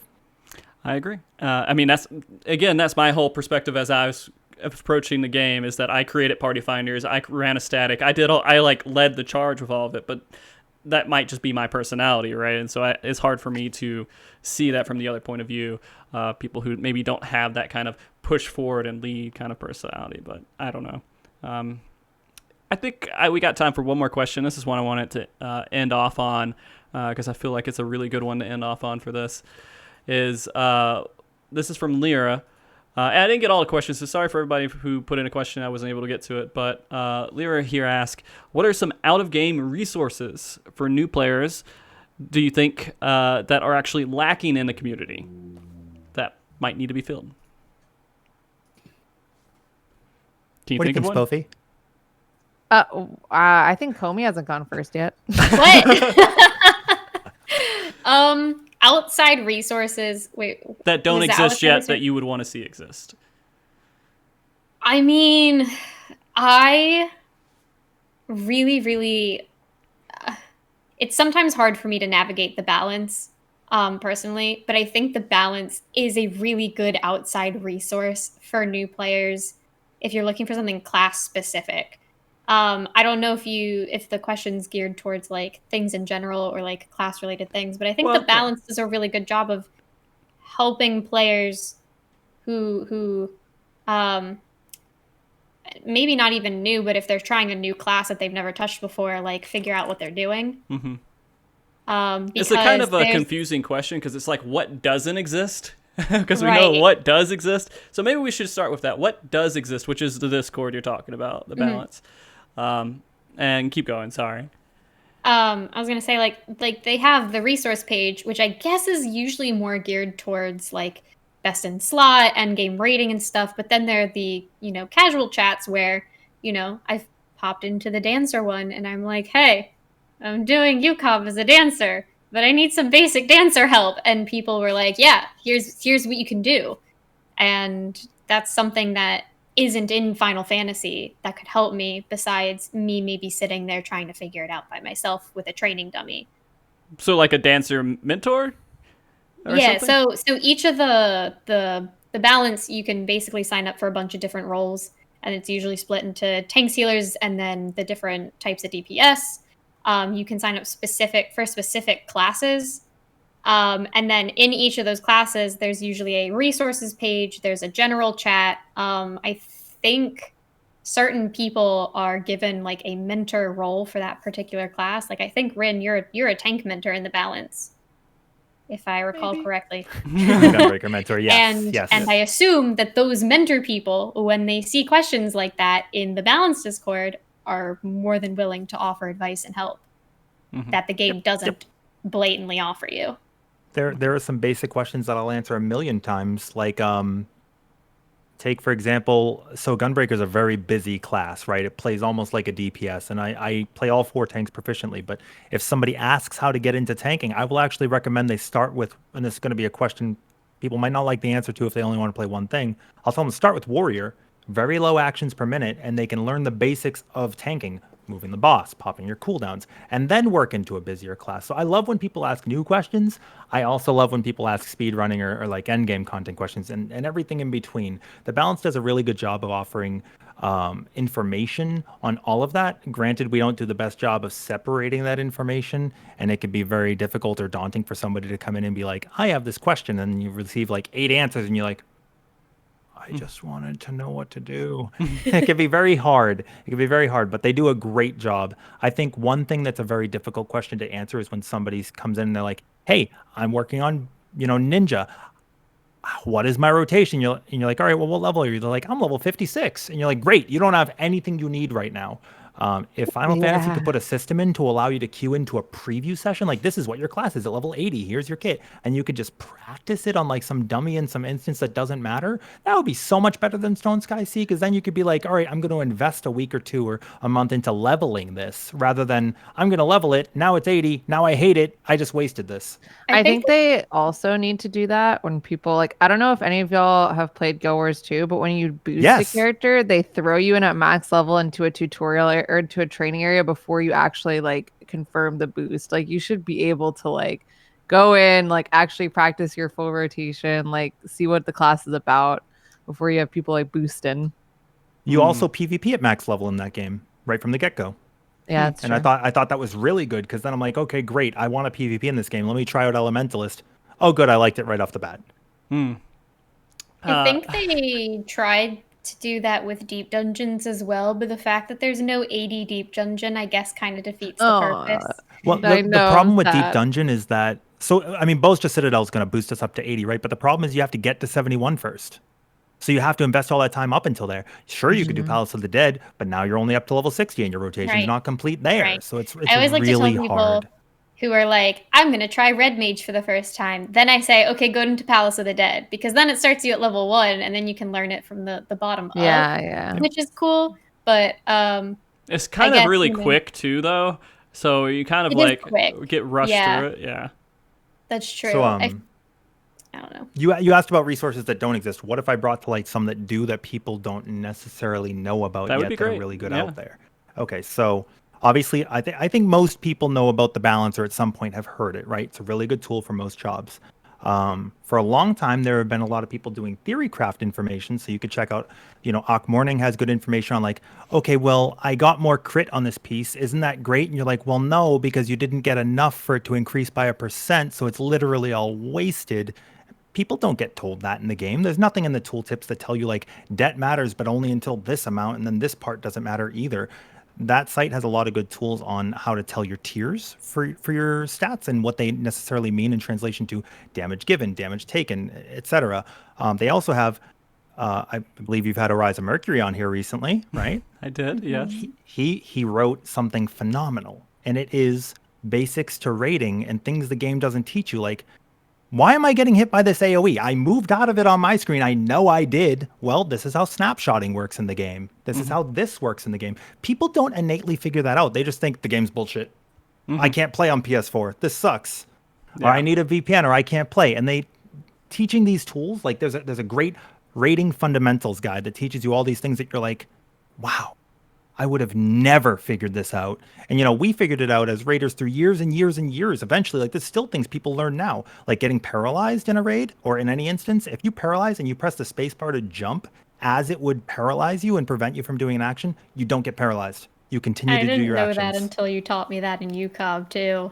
Yep. So you could spend the whole 45 seconds doing your rotation perfectly as long as you jump through it. But these are things they don't teach you. So these sort of resources are amazing. There's also there's Salted XIV, which is Levy. You had her on recently too. She has a great website that is basically, so it has new resources on there as well as pre-existing resources from the Balance. And the idea there is that not everybody uses Discord, so you can use the website as an interface to check information there. These are all great, fantastic spots. And I'm not going to talk on it too much because you're going to have them next week, but June Bob has amazing videos on how Savage raids work and stuff. And there's great tools like Toolbox, where you can create little emulation diagrams, really, really helpful. Really, really helpful. It takes a little bit to learn, but you can basically simulate a fight for people to watch in like this little GIF format without stepping foot in there. And not everybody's going to be like, all right, Komi, so for this, you're going to make sure you bait your Thunders over at 4. Ready? You're going to have Liquid Hells come up. You're going to move up to 3, and then you have to move over to 1 if you get picked for a hatch. Otherwise, you have to go back out and kite back up towards A. Do you got all that? Scary. Great. Here's a GIF instead. Like little tools like this. So many people aren't going to know about unless you know the right people. So here's the opportunity to know these things. Yeah. Sophie? No, I do think that a lot of it was covered because it is something that a lot of these tools exist in different areas, but they're not. There's no like database where I can say like, here's all this like information. I'm not saying that is like something that is easily created, but it's all in like separate places, and a lot of people don't know where to even like start to go. Like people like they're at the balance because I feel like it's the closest thing we have to like everything, like kind of like put together for like everything. But they're all these other great resources out there that it's like, I don't know. There's lots that I don't even know about because people like bring it up and be like, wow, here's this like fantastic summoner guide. And I'll be like, oh my goodness, let me make that a command in my channel. I would have never known of that before to like let people know about that. But like specific job guides, people ask for that stuff all the time because they want to be able to like look at something and really deep dive into like understanding how something works in a visual way. I think, so now that you guys have said that a lot, it's funny, you were talking about Levy, and I had a conversation with her recently about transcribing these episodes because a lot of people would like to read some of the conversations instead of just watch the show. Which it might be a possibility. We might try it on this episode. It's one of the first ones that I try it on. But I need my website to be working, and so I'll put it on the website once it's working, which I have been moving that over to a better situation than what it was before. Not FFX IV Progress, because that one's probably just going to be on ice for a little while. Probably just a MogTalk.org one.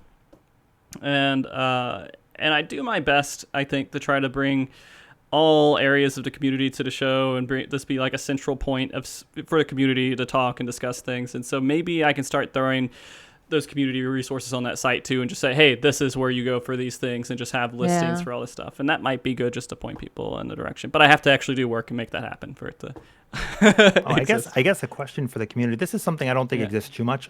Each time a tier is down, you know, you had Layla on episode 200, right, talking about rating, and he's been out for a tier. But after each tier that they killed, and I mean, these are very long breakdowns, like 3 hours long, but they're so insightful whenever Elysium does the breakdown on fights. I don't really think that's happened for a while for fights, but is that something people would want? Is that something people would like to do? It's been something that I've been asked if I would do a lot, but I don't want to do it if the demand isn't there. But if people would like to see the reasoning behind how this mechanic works, how you go about solving it, and things like that, that could be another tool that might help people break into rating. You're like, okay, now, because you watch something, right? You're like, okay, well, this dude used cover right here. I guess I'll do that. So it does exist, but it's not organized. So a streamer will start, like Sfia will sometimes, after he clears the tier, he'll say, all right, now I'm going through the step-by-step. Same thing with Layla, like he did that before too. But these are individual channels. Yeah, just individual channels, nothing really organized. But if there was like a hub that linked, hey, this is a video that does this, people might want to go look and see it, so... More work for me, guys, but maybe you can do it. Should do. Yeah, it's not too big of a deal. But I think that was a really good question to end on. We're right at 2 hours, a little bit over. Yeah. So and you thought we'd only spend like half 30 minutes. I had 6 How are you questions. going to talk about mentoring for 2 hours? Oh, how would you do that? I guess we figured it out. It wouldn't be a Mog Talk unless if I figured out how to stretch content that should only last 5 minutes out to 2 hours. But I did. The conversation today was great. And when I say that more jokingly, because I don't feel like we stretched too much. We did really well with the conversation. You guys were all absolutely fantastic guests. So thank you so much for coming on. It means a lot. And again, this is Komi's and Ren's first time, and you guys both did wonderfully. Yeah. Sophie, you could do better. You could do better, Sophie. But, thanks. I'll work on it. Sophie's been on many Mog Talks, some really good ones that we've had. Both a live Mog Talk and a non-live Mog Talk. I don't know if you remember back with Kevy at TwitchCon. when we did that. Yeah, show. back in 2016. Yeah, so long ago. Oh my goodness. My first MogTalk was in real life. Yeah. Nice. It was weird. It's the first real life bug talk I did too. I think maybe. World first. Yeah. But that being said, we did go over a lot of stuff with the mentor system, and there are a lot of things they could do to improve upon it, and you guys went into it wonderfully. I hope, maybe, who knows, Square Enix will listen to this or read the transcription in some way and be like, that's a good point, and maybe they'll do something. You never know, guys. But that being said, as we're going off, I want everybody to be able to say a little bit more about who they are and where you can find them and any shout-outs they would like to do. And we're going to start opposite of Sophie and go Ren. If you could do your own little personal shout-out where people could find you and shout-outs to people that you think may deserve it in some way. You, for sure. You guys don't know? Just in addition to MogTalk, Frosty also keeps track of the world races. We need another one real soon. Very excited for that. So thank you for having me on. Of course. I want to shout out to a couple people. First, I'm going to shout out to the boys that did Tank Cobb, since that came up last week and this week a little bit.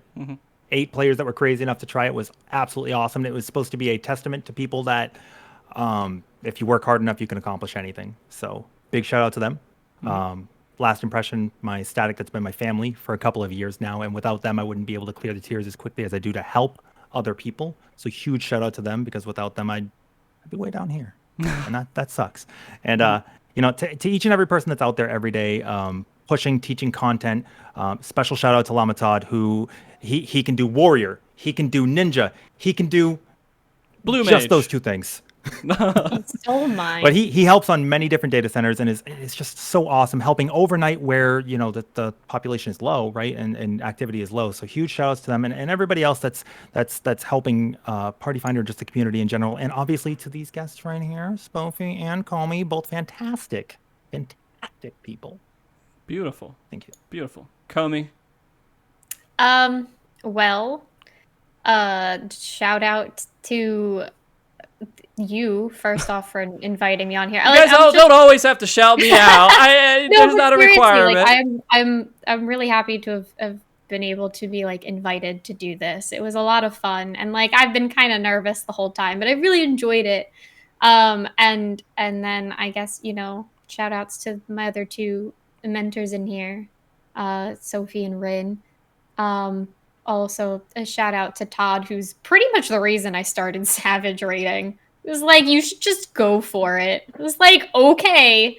And then there are a couple friendos in chat who are really, really good community members of mine, like Mizu, who I know just stepped into UCOB for the first time today with Mog, and I'm really excited for them. So yeah, I definitely wouldn't be where I'm at now without the support from all of those people. So that's really nice. And by the way, I didn't tell you were nervous at all, to be honest with you. I had no clue at all. Good. Yeah. So you did a really good job hiding that. Did you say where people could find you? Did you? You can find me on Twitch /fandomslight, or on Twitter with the same name. Okay. What does Fandom Slight come from? For some reason.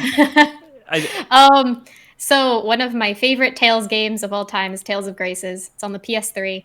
And there's a weapon in it called the Fandom's Light. It's one of my favorite weapons. I really like the design of it, so I just kind of adopted it on as a name. Okay. Yeah. All right. There's no real reason behind it other than it's a cool weapon. Okay, that's fair enough. I mean, that's why most people do anything. Is it's cool. Yeah. I never knew that. And Sophie.